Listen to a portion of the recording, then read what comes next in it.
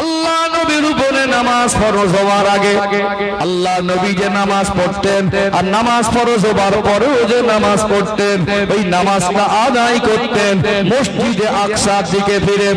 প্যালেস্টাইনের জমির যে মসজিদ, এই মসজিদে আকসার অনেক লম্বা ইতিহাস। এই মসজিদে আকসা ছিল প্রথম কিবলা। নবী আমার সাহাবাদের নিয়ে মসজিদে আকসার দিকে চেহারা করে যেহেতু ওটা ছিল কিবলা, নামাজের নিয়ত করে নিলেন।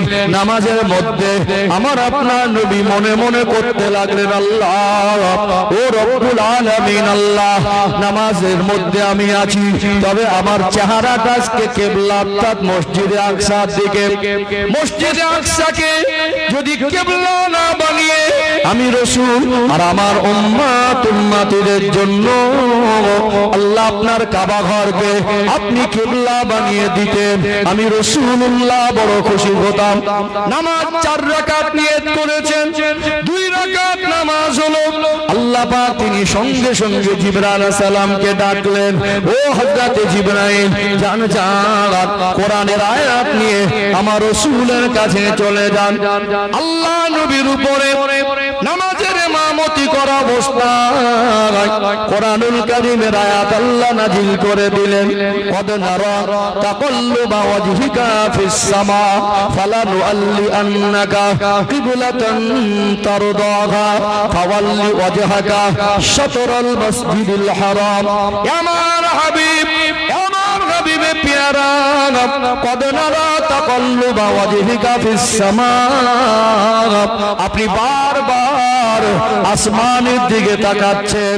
ফাওয়াল্লানা তাকাল্লুবা ওয়াজহিকা ফিস সামা ফালানুআল্লিআন্নাকা কিবলাতান তারদাহা।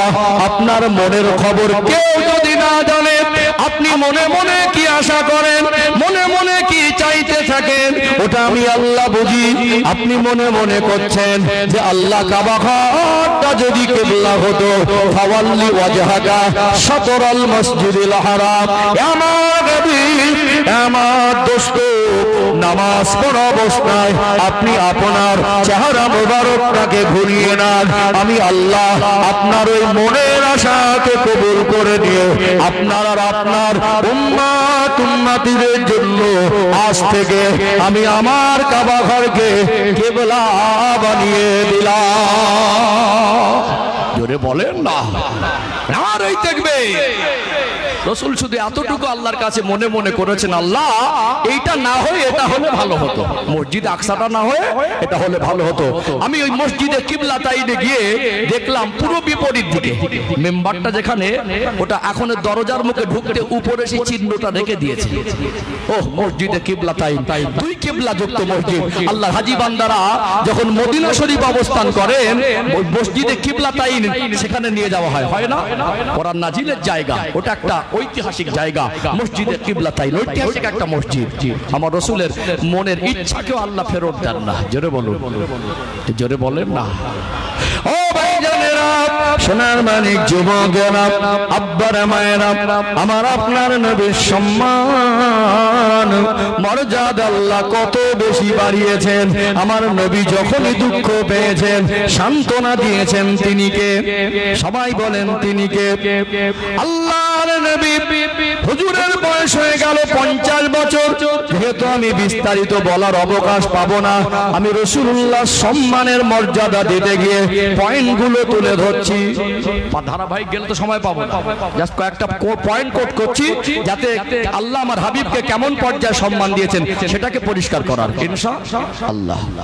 আমার আপনার নবী চাচা যান, যে চাচার কাছে 42 বছর লালিত পালিত হয়েছিলেন। কত বছর? 42 বছর। একটু ব্যাকের হিস্টোরি যাই, তাহলে একটু পরিষ্কার হয়ে যাবে। অনেকে 42 বলছি তো বুঝতে পারছেন না। আমার আপনার নবীকে আল্লাহ এই রবিউল আউয়াল মাসের 12 তারিখে সুবে সাদেকের সময় तमाम সৃষ্টি জগতের জন্য রহমত স্বরূপ করে রহমাতাল লিল আলামিন করে আমার আল্লাহ প্রেরণ করেছিলেন। জোরে বলুন সুবহানাল্লাহ। আমার নবীর কপাল, আমার নবীর তকদীর নসিব এমন, নবী আমার দুনিয়া আসলেন এতিম অবস্থায়, মায়ের গর্ভে থাকা অবস্থায়। আল্লাহ আমার আপনার নবীর আব্বা জানকে ডেকে নিয়েছিলেন, মা কাছে আসলেন ঠিকই, কিন্তু এতিম আব্বা খারাপ। 2 সন্তান মতো মা আমেনার কাছে ছিলেন দুধ পানের জন্য। আম্মা জান হযরত হালিমা সাদিয়া রাদিয়াল্লাহু আনহার কাছে দিয়ে দেওয়া হলো। আল্লাহ নবী জীবনের শৈশবকালে 4টে বছর মা হালিমার কাছে লালিত পালিত হলেন। 4 বছর হয়ে গেল। তায়েফ থেকে মা হালিমা পুনরায় আমার রাসূলকে মক্কার জমিনে মা আমেনার কাছে ফেরত দিলেন। আল্লাহ নবীর বয়স তখন 4 বছর। আমার রাসূলুল্লাহ চেহারা মোবারক আল্লাহ এত সুন্দর করে বানিয়েছেন। আল্লাহ সৃষ্টি জগতের মধ্যে আমার আল্লাহ কত সুন্দর করে আর কাউকে বানায় না। জোরে বলুন সুবহানাল্লাহ। আমার আপনার নবীর চেহারা মোবারক দেখলে সাহাবায়ে কেরামেরা বলতেন আমাদের ক্ষুধার জ্বালা যন্ত্রণাগুলো নিবারণ হয়ে যেত। কি রহমতের নবী! দাঁতগুলা একটু মুচকে হাসি দিলে আমার রাসূলুল্লাহ দাঁত মোবারক গুলা মুক্তার দানার মতো জ্বলতো। আর নবী আমার যখন একটু ঘেমে যেতেন, আল্লাহ নবীর কপাল মোবারকের ওই ঘামের ফোঁটাগুলো থেকে নূরের ঝলক দিত, নূরের ঝলক মেরে বেরিয়ে যেত, যেন ঘামের টুকরাগুলো ঘামের কাতরাগুলা থেকে আমার আল্লাহ যেন নূর জারি করে দিতেন। সেই নবী আমার 4 বছর বয়স, বলে আল্লাহ এত মধুর সুর দিয়েছিলেন। মা আমেনা বলতে থাকেন নবী আমার যখন মা আমেনাকে মা মা মা বলে ডাকতেন, মা আমেনা বলেন দুনিয়ার বাচ্চারা তারা মাকে আদর করে ডাকে, তারা মাকে মা বলে ডাকে, তবে আমার দয়ার নবীর ডাকটা আমি আমেনার কাছে এত মধুর লাগে, আমার হৃদয় কলিজাটা যেন ঠান্ডা হয়ে যায়। মা আমেনার কোলে লালিত পালিত হচ্ছেন। আল্লাহ রাসূলের বয়স এভারেজ 6 বছরের মতো। আমার নবী তখন অনেকটা বুঝতে শিখে গেলেন। মক্কার বাচ্চারা খেলা করে, খেলাধুলায় মশগুল হয়ে যায়। নবী আমার তাদের সঙ্গে কখনো খেলায় মশগুল হতেন। সূর্য অস্তমিত পূর্ব মুহূর্ত, সূর্য ডুবো ডুবো অবস্থা আল্লাহ নবী দাঁড়িয়ে দেখতেন। প্রতিদিন সন্ধ্যার সময় কিছু মানুষ দাঁড়িয়ে যায়, আর আমার রাসূলুল্লাহর সাথী সঙ্গীরা ওই মানুষগুলোকে আব্বা আব্বা বলে জড়িয়ে ধরে। নবী আমার বুঝতে পারলেন এই মানুষগুলো হলো আমার সাথী সঙ্গীদের আব্বা। দুনিয়ায় যদি ওদের আব্বা থাকে, ওদের গায়ে ধুলাবালি ঝেড়ে দিয়ে করে করে নিয়ে যায়। আমি নবীকে, আমি মুহাম্মদ সাল্লাল্লাহু আলাইহি ওয়াসাল্লামকে কেন কেউ নিতে আসে না? আমার নবীর মনে এই প্রশ্ন উদয় হতো। আমার নবীর মনটা একদিন দুঃখে ভরে গেল। নূরানী চেহারা মোবারকটা মলিন হয়ে গেল। নূরের চোখ থেকে টপ টপ টপ টপ করে পানি টুসা গড়িয়ে যায়। মনটা ভারী, মন খারাপ করে সন্ধ্যাবেলা ঘরে ফিরলেন। মা আমেনা নজরে দেখেন আমার রাসূলুল্লাহ আজকে মনটা বড় খারাপ। অমনি বুকে জড়িয়ে ধরেন, ও বাবা মুহাম্মদ কি হয়েছে বাবা? এমনি তো মন খারাপ করো না, তুমি যে মুচকে হাসি দাও, আমি আমেনার কুড়ে ঘটনা জানো ওই মুচকে হাসিটা আমার আল্লাহ শান্তি দিয়ে ভরপুর করে দেয়। না জানি তোমার ওই চোখের পানিটা আমি আমেনা সহ্য হয় না। বাবা কে তোমায় মেরেছে, কে তোমায় বকেছে, কে তোমায় তম্বি করেছে? ডুকরে ডুকরে কাঁদেন, মায়ের কাছে বায়না ধরেন, মা আপনি আমায় বলেন না আমার কি দুনিয়া আব্বা নেই? নবী আমার বুঝতে শিখেছেন আব্বা বলে কেউ হয়, তাহলে আমার যদি আজকে আব্বা থাকতো নিশ্চয়ই একদিন না একদিন আমাকে কোলে ওঠাতো। আমি তো আজও পর্যন্ত কাউকে আব্বা বলে ডাকতে পারি না। মা আমেনা বলেন যখন আব্বার খোঁজ খবর করতেন, মা আমেনা বলেন আমি দুঃখ আর চেপে রাখতে পারতাম না, আমার স্বামীর কথা মনে পড়ে যেত। আল্লাহর নবীকে সান্ত্বনা দিয়ে চোখের পানি মুছিয়ে বলে দিলে, বাবা তোমার আব্বা যে দুনিয়াতে নাই, তোমার আব্বার কবরের কাছে একদিন তোমায় নিয়ে যাব। কি কষ্টের জীবন আমার নবীর, আব্বার আদরটা জীবনে পেলেন না। আমার নবী আম্মার বিবাহ হয়েছিল মক্কায়, আর নবীর নানার বাড়ি মা আমেনার বাপের বাড়ি হলো মদিনায়। আমার রাসূলের 6 বছর পর্যন্ত বয়স হয়ে গেছে, মা আমেনা এখন বাপের বাড়ি যাই, কিন্তু স্বামী হারা শ্বশুর মশাই, আমার রাসূলের যে দাদু মা আমেনার যে শ্বশুর, মেয়ের মতো করে লালন পালন করতেন, দেখভাল করতেন। যেহেতু গার্জেন স্বামী নেই, একটা বাচ্চাকে নিয়ে থাকেন। নবীজির দাদু আব্দুল মুত্তালিব তদানীন্তন সময়ের কাবা শরীফের মতো আল্লি শ্বশুরের কাছে বলে, আব্বা যান আপনার এই সোনার মানিক পোতাটাকে নিয়ে একটু আমার বাপের বাড়ি যাব। আর আমার স্বামী যে সেই দুনিয়া ছেড়ে চলে গেলেন, আমার জীবনে এরকম একটা দুঃখ ঘুচিয়ে আসবে, স্বামী হারা হয়ে যাব, এটা আমি কোনোদিন ভাবিনি। খুব মনে কষ্ট হয়, একটু স্বামীর কবরটাও জিয়ারত করে আসবো। নবীজি দাদু বললেন যে আপনি বাচ্চাটাকে নিয়ে একা যাবেন না, একজন দাসী ছিল উম্মে আয়মান, এই উম্মে আয়মানকে আমার নবীজির আব্বা কিনে এনেছিলেন। এর অনেক ইতিহাস আছে, লাইনে গেলে আমি ওয়াজের ভিতরে যেতে পারবো না। এই উম্মে আয়মানকে সঙ্গে করে নিয়ে গিয়েছিলেন।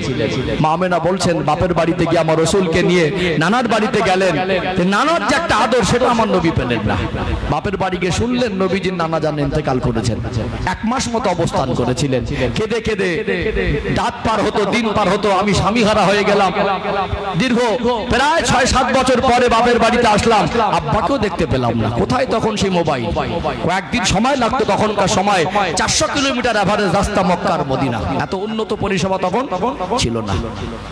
আল্লাহ নবীর মা আম্মা জান হযরত আমেনার মনে পড়ে গেল, আমার কপালই যেমন হোক না কেন আমার আল্লাহ আমার সোনার মানিককে দিয়ে আমার আল্লাহ সব থেকে আমাকে বড় সান্ত্বনা দিয়েছে। আমার রাসূলের মা কত বড় সৌভাগ্যবান মা, এত বড় সৌভাগ্যবান মা আর কে হবে যিনি আমার রাসূলকে গর্ভে ধারণ করেছেন। তানার মনে পড়ে গেল, কথা দিয়ে এসেছিলাম আমার শ্বশুরের কাছে ফিরে আসবো। মদিনার পথে রওনা হয়ে গিয়েছিলেন, এবারে বাপের বাড়ি থেকে মক্কার পথে ফিরে আসার সময় আল্লাহ নবীর আব্বা জানের কবর মোবারকের অনুসন্ধান করতে লাগলেন। আবওয়া নামক জায়গায় এসে আমার রাসূলুল্লাহর আব্বা জানের কবরের ধারে দাঁড়িয়ে গেলেন। দীর্ঘ কয়েক বছরের চাপা দুঃখ আর মনে রাখতে পারলেন না। মা আমেনা স্বামীর কবরের ধারে দাঁড়িয়ে দাঁড়িয়ে অঝোর নয়নে কাঁদেন। আর আমার রাসূলের 6 বছর বয়স, আমার নবীকে বুকে জড়িয়ে ধরে বলে, বাবা ও বাবা মুহাম্মদ, দেখো দেখো তুমি বিরক্তি করো, আব্বা বলে তোমার যে কেউ নেই, আব্বা বলে যে তুমি ডাকবে, আব্বার কোলে যে তুমি উঠবে, এই নসিব আল্লাহ তোমায় দেয় নাই। তুমি যে আমার কাছে গিয়ে আব্বার খোঁজ করো, আমি তোমার আব্বাকে দিতে পারি না। ও সোনার মানিক, এটাই তোমার আব্বার কবর। মা আমেনা ডুকরে ডুকরে কাঁদেন। নবী আমার দাঁড়িয়ে দাঁড়িয়ে আমার রাসূলুল্লাহ 6 বছর বয়স মধুর সুরে মধুমাখা কণ্ঠে আব্বা আব্বা আব্বা বলে আল্লাহ নবী ডেকে ডেকে কাঁদেন। আমার নবী এমন ভাবে কাঁদছিলেন, সেই দিন মনে হয় গোটা মরুভূমির আকাশ বাতাসটা যেন স্তব্ধ হয়ে যায়। আল্লাহ নবী কাঁদে, আব্বা আকবার ডাকে সাড়া দেন, আব্বা আমি আপনার সোনার মানিক এসেছি আব্বা। আল্লাহ নবী ডেকে ডেকে আব্বা জানের ডাকে সাড়া পেলেন না। বলুন তো দেখি, মরা মানুষের কবরের ধারে ডাকলে কি সাড়া পাওয়া যায়? মা আমেনা কাঁদতে কাঁদতে ক্লান্ত বোধ করলেন। আমার নবী নসিব এমন, আমার নবীর কপাল এমন, মা আমেনাকে ওখানে হারিয়ে ফেলবেন বুঝতে পারেন না। মা আমেনা বলেন বুকের যন্ত্রণা শুরু হয়ে গেল। উম্মে আয়মানকে বলে উম্মে আয়মান একটু পানি দেন, পানি পান করলেন। উম্মে আয়মানকে জড়িয়ে ধরে আমার রাসূলকে যেন শেষবারের মতো মা আমেনা দেখে নিচ্ছেন, চোখের পলক ফেলছেন না। আমার মনে হয় আমার এই সোনার মালিককে ছেড়ে আমাকে দুনিয়া ছেড়ে চলে যেতে হবে। মা আমেনা অসুস্থ হয়ে জমিনে ঢলে পড়ে আমার রাসূলকে হাত দিয়ে টেনে টেনে কোলের মধ্যে নিচ্ছে। আমার নবীর মাথা মোবারকে কপাল মোবারকে হাত বোলাচ্ছেন, নির্বাক হয়ে গেলেন। উম্মে আয়মান বুঝতে পারছেন আমেনা অত্যন্ত কষ্টের মধ্যে রয়েছেন। আমেনাকে দেখে বলে আমার রাসূলুল্লাহর হাতটা ধরে বলে ও উম্মে আয়মান, ও উম্মে আয়মান, আমি আমেনা মনে হয় বাঁচবো না। আমার কলিজার টুকরাকে আপনার হাতে দিয়ে দিলাম। আমি যদি মারা যাই আমার সোনার মালিককে এর আপনাদের কাছে পৌঁছে দেবে। কুল্লু নাফসিন যায়িকাতুল মাউত, প্রত্যেকটা নফসকে তো মৃত্যুর স্বাদ গ্রহণ করতে হবে। সময় হয়ে গেল। আল্লাহর ফেরেশতা মালিকুল মাউত আজরাইল আলাইহিস সালাম মা আমেনাকে ওখান থেকে মা আমেনার জানটা কবজা করে নিলেন। জমিনে শুয়ে বললেন ইন্তেকাল হয়ে গেলেন। ইন্না লিল্লাহি ওয়া ইন্না ইলাইহি রাজিউন। আল্লাহুম্মা সাল্লি আলা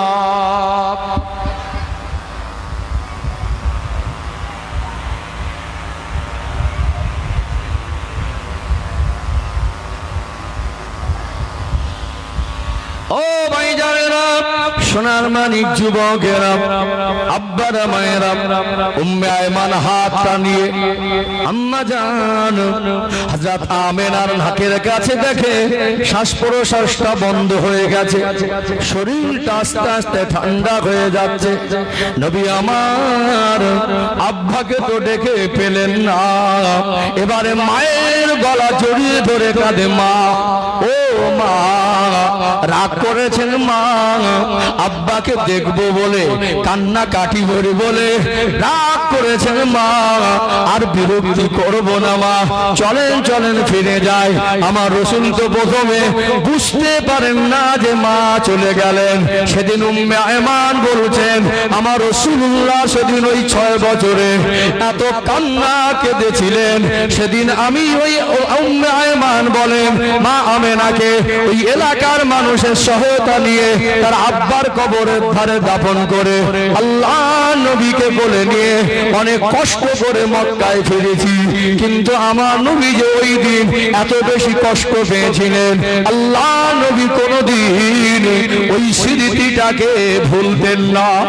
নবী আমার যতবার মদিনা থেকে মক্কা এসেছেন, যতবার মক্কা থেকে মদিনায় গেছেন, যাওয়ার সময় আব্বা জানের খবরের ধারে দাঁড়িয়ে যেতেন, মা আমেনার কবরের ধারে দাঁড়িয়ে যেতেন। আল্লাহ রাসূল ডুকরে ডুকরে কাঁদতেন, সাহাবারা দাঁড়িয়ে দাঁড়িয়ে দেখতেন। আমার নবীকে কাঁদতে দেখেছি।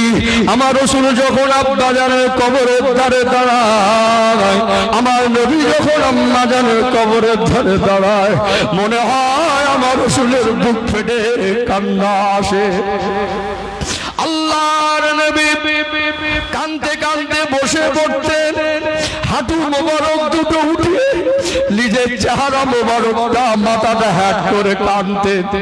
সাহাবারা আমার নবীকে জানের থেকে বেশি ভালোবাসতেন।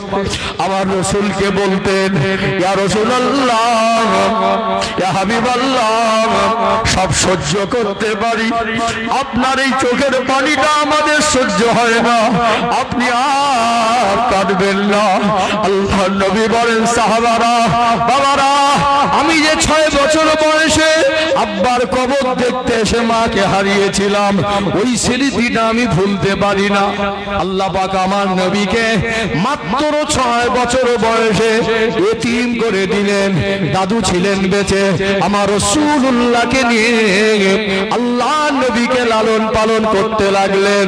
আল্লাহ নবীর দাদুর আদরও বেশি দিন নসিবে হলো না। আমার নবীর 8 বছর বয়সে দাদু চলে গেলেন। নবীজির আব্বার মোট 10 ভাই, এর মধ্যে নবীজির একটা চাচার নাম হলো আবু তালেব। আবু তালেবের তত্ত্বাবধানে চলে গেলেন। 8 বছর বয়স থেকে চাচা জানকে আব্বার মতো করে সম্মান করতেন। এই আবু তালেবকে আরেকটু পরিচয় দেই, আমার নবীর হলো আপন চাচা, আপন রক্তের সম্পর্কের চাচা, শেরে খোদা হযরত আলী রাদিয়াল্লাহু আনহুর আব্বা জান। এই আবু তালেবকে হযরত জাফর বিন আবু তালেব রাদিয়াল্লাহু আনহু তিনি মোতার যুদ্ধের সময় শাহাদাত বরণ করেছিলেন। তিনিও হলেন আমার নবীর আপন চাচাতো ভাই। এই আবু তালেব আমার নবীর আপন চাচা। আমার রাসূলুল্লাহর সঙ্গে তার এত মধুর সম্পর্ক ছিল। 8 বছর বয়স আমার নবীকে পেয়ে যখন কোথাও যেতেন, আল্লাহ নবীকে সঙ্গে করে নিয়ে যেতেন, আমার নবীকে করে করে নিয়ে যেতেন। নবী আমার 8 বছর বয়সে দাদুকে হারিয়ে চাচা জানের গলাটা জড়িয়ে ধরে ঘুমাতেন। আল্লাহ নবী যখন 50 বছর বয়স হলো, আমার নবীর 50 বছর বয়সে চাচা আবু তালেব মারা গেলেন। কিন্তু এখানে একটা করুণ দুঃখের বিষয় হলো, চাচা যান মারা গেলেন কিন্তু কলেমা নসিব হয়নি। এখান থেকে আমাদের একটা শিক্ষা নেওয়া দরকার। আমি এই পয়েন্টটা থেকে শিক্ষামূলক কিছু বিষয় একটু পর্যালোচনা করব। নবীজির দাদু চলে গেলেন ক বছর বয়সে? 8 বছর। ক বছর? 8 বছরে একটা বাচ্চাকে লালন পালন করা, নিজের অর্থ উপার্জন করে সন্তানের মতো করে বড় করা, নবীকে খাওয়ানো, লালন পালন করা, পোশাক কিনে দেওয়া, যত্ন করা, সেবা করা, কোলের কাছে নিয়ে ঘুমানো, এটা সৌভাগ্য ছোট না বড়? একটু হাঁকু দেন না। ভালো বেশি বাসতেন না কম বাসতেন? আমরাও তো বলি ভালোবাসি, আর নবী চাচা ভালোবাসতেন না? ভালোবাসতেন না? চলুন 42 বছরের সম্পর্ক 42 মিনিটকে বলে শেষ করা যাবে? যাবে না। এর ভিতর থেকে কি পরিমাণে ভালোবাসতেন, আর আমাদেরকে আমরা যে ভালোবাসার দাবি করি সবাই, আসলে আমাদের সঙ্গে নবীর ভালোবাসাটা কেমন হবে এটা আমাদের একটু ক্লিয়ার হয়ে যাবে ইনশাআল্লাহ। এই কয়েকটা পয়েন্ট তুলে ধরি, একটু পরিষ্কার হয়ে যাবে ইনশাআল্লাহ। ও ভাই জানেরা, সোনার মানিক যুবকেরা, আব্বারা মায়েরা, আল্লাহ নবীকে কোনোদিন বকতেন না। চাচা জান বকবেন, আমার নবী এমন কাজও কোনোদিন করেন নাই। আল্লাহ নবীর বয়স হয়ে গেল তখন 12 বছর। মক্কার জমিনের তখনকার সময়ের এক শ্রেণীর ব্যবসায়ী ছিল। এরা মক্কা থেকে মালামাল নিয়ে সিরিয়ায় গিয়ে বিক্রি করলে অনেক বেশি লাভ পেত। ব্যবসার সিজন চলছে, প্রত্যেকটা পুরুষ মানুষ ইনকাম রোজগার করতে হয় কি হয় না? ব্যবসার সিজনে মাল নিয়ে সিরিয়ে শামে চলে যাবে। এখানে ব্যাখ্যা দিলে বুঝতে পারবেন, রাসূলুল্লাহর সিরাতের কিতাবে যে শামের কথা উল্লেখ এসেছে, আজকে ভৌগোলিক ম্যাপের অবস্থানে ওই শামটাকে কয়েকটা টুকরো করে দেওয়া হয়েছে। একটা হলো জর্ডান, একটা হলো লেবানন, একটা হলো সিরিয়া, একটা হলো প্যালেস্টাইন, একটা হলো ইসরায়েল। এই সমস্ত এরিয়া হলো শামের এরিয়া। আল্লাহ নবী চাচা জান ব্যবসার মাল নিয়ে যাবেন।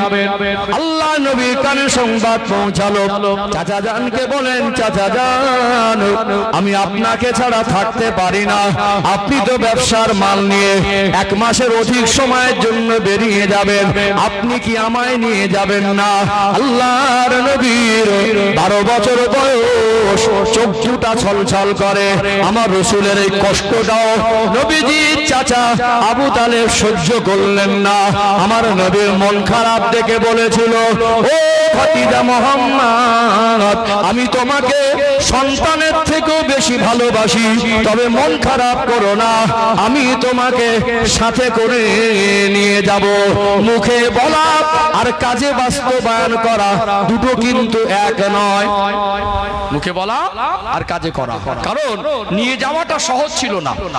আজকে আমরা পার্সোনাল নিজের প্রাইভেট কারে যাতায়াত করি, আবার কেউ কেউ গাড়ি ভাড়া করে যাতায়াত করি না। একটা পার্সোনাল গাড়ি ভাড়া করলাম, ট্রেনে যাই, বিমানে যাই, এসি গাড়িতে যাই, সাইকেল মোটর সাইকেলে যাই। তখনকার সময় ইঞ্জিন চালিত কোনো গাড়ি ছিল না, উটের পিঠে গাধার পিঠে মাল বোঝাই করে এক একজন ব্যবসায়ীর আন্ডারে কারো 7টা 10টা উট, 25টা 20টা করে উট, সব মাল বোঝাই চলে যেত। কোথায় রাত হয়, কোথায় দুপুর হয়, কোথায় সন্ধ্যা হয়, ঠিক ঠিকানা নেই। একটা জায়গায় সন্ধ্যা হলো, ব্যবসায়ী কাফেলা উটগুলোকে বেঁধে দিল, সেখানে তাবু ফেললো, রান্না করলো, খাওয়া দাওয়া করলো, আবার পরের দিন সকালে বের হবে। রাস্তার মাঝে কোথাও কূপ পেলো, একটু পানি তুলে নিল, আবার আগামী কূপ পাওয়ার আগ পর্যন্ত যেন পানির কমি না হয়। কোথাও গিয়ে দেখলো একটু প্রচন্ড রৌদ্র, একটু ছায়া পেলো, ছায়া একটু আরাম করলো। এইরকম লম্বা সময় নিয়ে হেঁটে হেঁটে সেই মক্কার জমিন থেকে উটের পিঠে গাধার পিঠে সাওয়ার হয়ে চলে যেত সেই শামে। আল্লাহ নবীকে নিয়ে যাওয়াটা অতটা সহজ ছিল না। আমাদের নিজের সন্তান যদি জেদ করতো, আমরা ব্যবসার মাল নিয়ে যাচ্ছি আর 12 বছরের বাচ্চা জেদ করবে আব্বা আমি যাব, এরকম পরিবেশে নিয়ে যেতাম? আমার মনে আমরা কেউ নিয়ে যেতাম না। নবীজির চাচা বলছেন যে কষ্টটা আমি আমার রাসূলের কষ্টটা সহ্য করতে পারতাম না, কি ভালোবাসতেন। আল্লাহ নবীকে নিয়ে যাবেন সিদ্ধান্ত নিয়েছেন। এর ভিতরে একটা কঠিন বিষয় হলো মরুভূমির যে উত্তপ্ত গরম হাওয়া, মাঝে মাঝে হাওয়াটা গুলিয়ে বালু মিশে যেত। এই বালু মিশ্রিত হাওয়া যখন একসঙ্গে আসতো, নিজেদেরকে সেভ করা অত্যন্ত কঠিন হতো। সেই সময় মরুর জাহাজ উট বালুর ভিতরে মুখ ঢুকিয়ে বসে পড়তো। সেরকম একটা পরিবেশ একটা বাচ্চাকে নিয়ে যাওয়া কতটা নিরাপদ, দুশ্চিন্তার না? সকালে ব্যবসার মানুষ রওনা হবে মাল নিয়ে, সব ব্যবসায়ীরা এক জায়গায় কাবা ঘরের সামনে এসে হাজির হলো। আল্লাহ নবী আনন্দ করে ঘোরাঘুরি করছে। এবারে ব্যবসায়ীদের মধ্যে কেউ কেউ জিজ্ঞাসা করছে, আবু তালেব বাচ্চাটাকে তো সব সময় নিয়ে ঘোরো, আজকে ওকে নিয়ে যাবে নাকি? বললে হ্যাঁ নিয়ে যাবো। তোমার মাথা খারাপ? এত লম্বা সফর, কঠিন সফর, তুমি ব্যবসার মাল সামলাবে না বাচ্চা সামলাবে? আল্লাহ নবী বলছেন, চাচা যান আমাকে নিয়ে যাবেন না? বললেন যে তুমি মন খারাপ করো না, তোমাকে নিয়েই যাবো। জোরে বলুন সুবহানাল্লাহ। চাচা যান, আমার রসুলের চাচা আমার রসুলকে 12 বছর বয়সে ওই কঠিন পরিস্থিতিতেও নবীকে সাথে করে নিয়ে দিলেন। নবীকে কষ্ট দেয়নি, কষ্ট পেয়ে যাবে নবীকে রেখে দিলে। ও ভাই জানেনা, সোনার মানিক যুবকেরা, আব্বার মায়েরা, ঘটনা বললে অনেক লম্বা করে বলা যাবে, জাস্ট বিস্তারিত বলছি না, পয়েন্ট তুলে ধরছে। আল্লাহর নবী চাচা জানের সঙ্গে সফর সঙ্গী হয়ে গেলেন। কাফেলা এসে পৌঁছালো আজকে বর্তমান ভৌগোলিক ম্যাপের অবস্থানে, যেটা হলো জর্ডান। ওই জর্ডানের জমিন থেকে কাফেলা অতিবাহিত হচ্ছিল। নবী আমার চাচা জানকে বলতে লাগলেন, ও চাচা জান, চাচা জান, একটু যদি কোথাও বসতেন, একটু যদি কোথাও আরাম করতেন। প্রচন্ড রৌদ্র, ওয়েদারটা তখনকার সময় টেম্পারেচার অনেক হাই। আমাদের প্রচন্ড গরমের সময় আমরা উত্তর 24 দক্ষিণ 24 পরগনা জেলার মানুষ, ওয়েদারের টেম্পারেচার হয় 37, 38, 40, খুব বেশি 41। তাই ঘরে গিয়ে মনে হয় আর টেকা যায় না। ওখানে 45, 47 ডিগ্রি পর্যন্ত ওয়েদারের টেম্পারেচার হয়। এত গরমে আল্লাহ নবী বলেন, চাচা যান একটু যদি কোথাও বসতেন। আল্লাহ নবীকে নিয়ে একটু খোঁজাখুঁজি করে একটা গাছের তলায় বসেছিলেন। দয়ার নবী, মায়ার নবী, রাহমাতাল লিল আলামিন আমার নবী ছোটবেলায় ওই গাছের ছায়া নিলেন। ওই গাছটায় পিঠ মোবারক লাগিয়ে টেক লাগিয়ে বসেছিলেন, কিছুক্ষণ আরাম করেছিলেন। আল্লাহ পাক সেই স্মৃতিটাকে আজ পর্যন্ত নিদর্শন রেখে দিয়েছেন। 1400 বছর পার হয়ে গেল, আজও আজকে তারিখে আজও পর্যন্ত জর্ডানের জমিনে আমার রাসূলুল্লাহকে যে গাছ ছায়া দিয়েছিল, আমার নবীর ছোঁয়া পেয়েছিল, ওই গাছটাকে আমার আল্লাহ জীবিত জিন্দা রেখে দিয়েছে। জোরে বলেন না, একটু কলিজা ভরে হয় না? নারে তাকবীর। ফেসবুকে মাঝে মাঝে দেখবেন সাহাবী গাছ বলে প্রচার করে, ওটাই আমার রাসূলের ছোঁয়ার গাছ, ওটা ফেক ছবি না। ওটাকে জর্ডানের মানুষ বলে শাজারাতুম মুবারাকা, ওটা একটা বরকতময় গাছ। রাসূলুল্লাহ ছোঁয়া পেয়ে আল্লাহ নিদর্শন দেখে দিয়েছেন যে 12 বছর বয়স আমার নবী এই রাস্তা দিয়ে সফর করছিলেন, সেই গাছটাকে আল্লাহ 1400 বছর পর্যন্ত আজও পর্যন্ত জীবিত রেখেছেন। জোরে বলুন, কার ছোঁয়া? রাসূলের ছোঁয়া না? কার ছোঁয়া? নবীর ছোঁয়া। কি ভালোবাসতেন, এটা একটা ভালোবাসার নিদর্শন।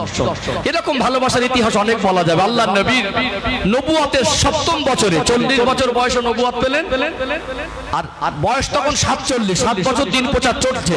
বহু ঘাত প্রতিঘাত বিভিন্ন রকম চক্রান্ত করে সাহাবাদের উপরে জুলুম অত্যাচার করে কিছু সাহাবাকে শহীদ করে দেওয়ার পরেও ইসলাম প্রচার বন্ধ করতে পারিনি। 7 বছর দিন প্রচারের পরে নবীর বয়স হলো 47। নবুয়তের 7ম বছরে কাফেররা একটা সিদ্ধান্ত নিল, আবু জেহেল, আবুল আহাব, উতবা, সাইবা, রাবিয়া, উমাইয়া, এরা উমাইয়া ইবনে খালফ, এরা বলল যে আমরা মুসলমানদের সঙ্গে কোনো সম্পর্কই রাখবো না, ওদের কাছে মাল বিক্রি করবো না, ওরা বিক্রি করলে কিনবো না, ওদের সঙ্গে চলবো না, ওদের সঙ্গে বলবো না, সব রকম সম্পর্ক ছিল। একটা কাগজের দিকে আল্লাহর কাবা ঘরে টাঙিয়ে দিয়ে বলছে যতক্ষণ এই কাগজ কাবা ঘরে ঝোলানো থাকবে, যত বছর থাকবে, যতদিন থাকবে, মুসলমানদের সঙ্গে কোনো সম্পর্ক রাখবো না। যদি বাজারে মাল না বিক্রি করে, যদি আপনার থেকে কিছু না কেনে, আপনার সঙ্গে কথা না বলে, কতদিন থাকবেন? কঠিন দিন না? 3 বছর ছিলেন। ক বছর? একটা পাহাড়ের গুহার উপত্যকায় 3 বছর আশ্রয় নিয়েছিলেন। এই 3 বছরে নবীজির চাচা আবু তালেব মুসলমান না হয়েও আল্লাহ নবী আর সাহাবাদের সঙ্গে সুখে দুঃখে নবীর পাশে ছিলেন। জোরে বলুন। নবীর বয়স তখন কিন্তু 47 বছর। এত ভালোবাসা দিয়েছেন যখন মক্কার মানুষ সব বিরুদ্ধে চলে গেছে, আবু তালেব কলেমা পড়েনি, তারপরেও নবীকে বলেছেন তুমি যে দিন প্রচার করছো করো, আমার গায়ে এক ফোঁটা রক্ত বাকি থাকতে, যাররা আমার গায়ে অবশিষ্ট রক্ত থাকতে তোমার উপরে আঘাত আসতে দেবো না। ভালোবাসতেন না? বাসতেন না? ভালোবাসতেন না? আল্লাহর নবীর চাচার বয়স তখন যথেষ্ট হয়ে গেছে, নবীর বয়স তখন 50 বছর। খবর পেলেন নবীজির চাচা আবু তালেব অসুস্থ।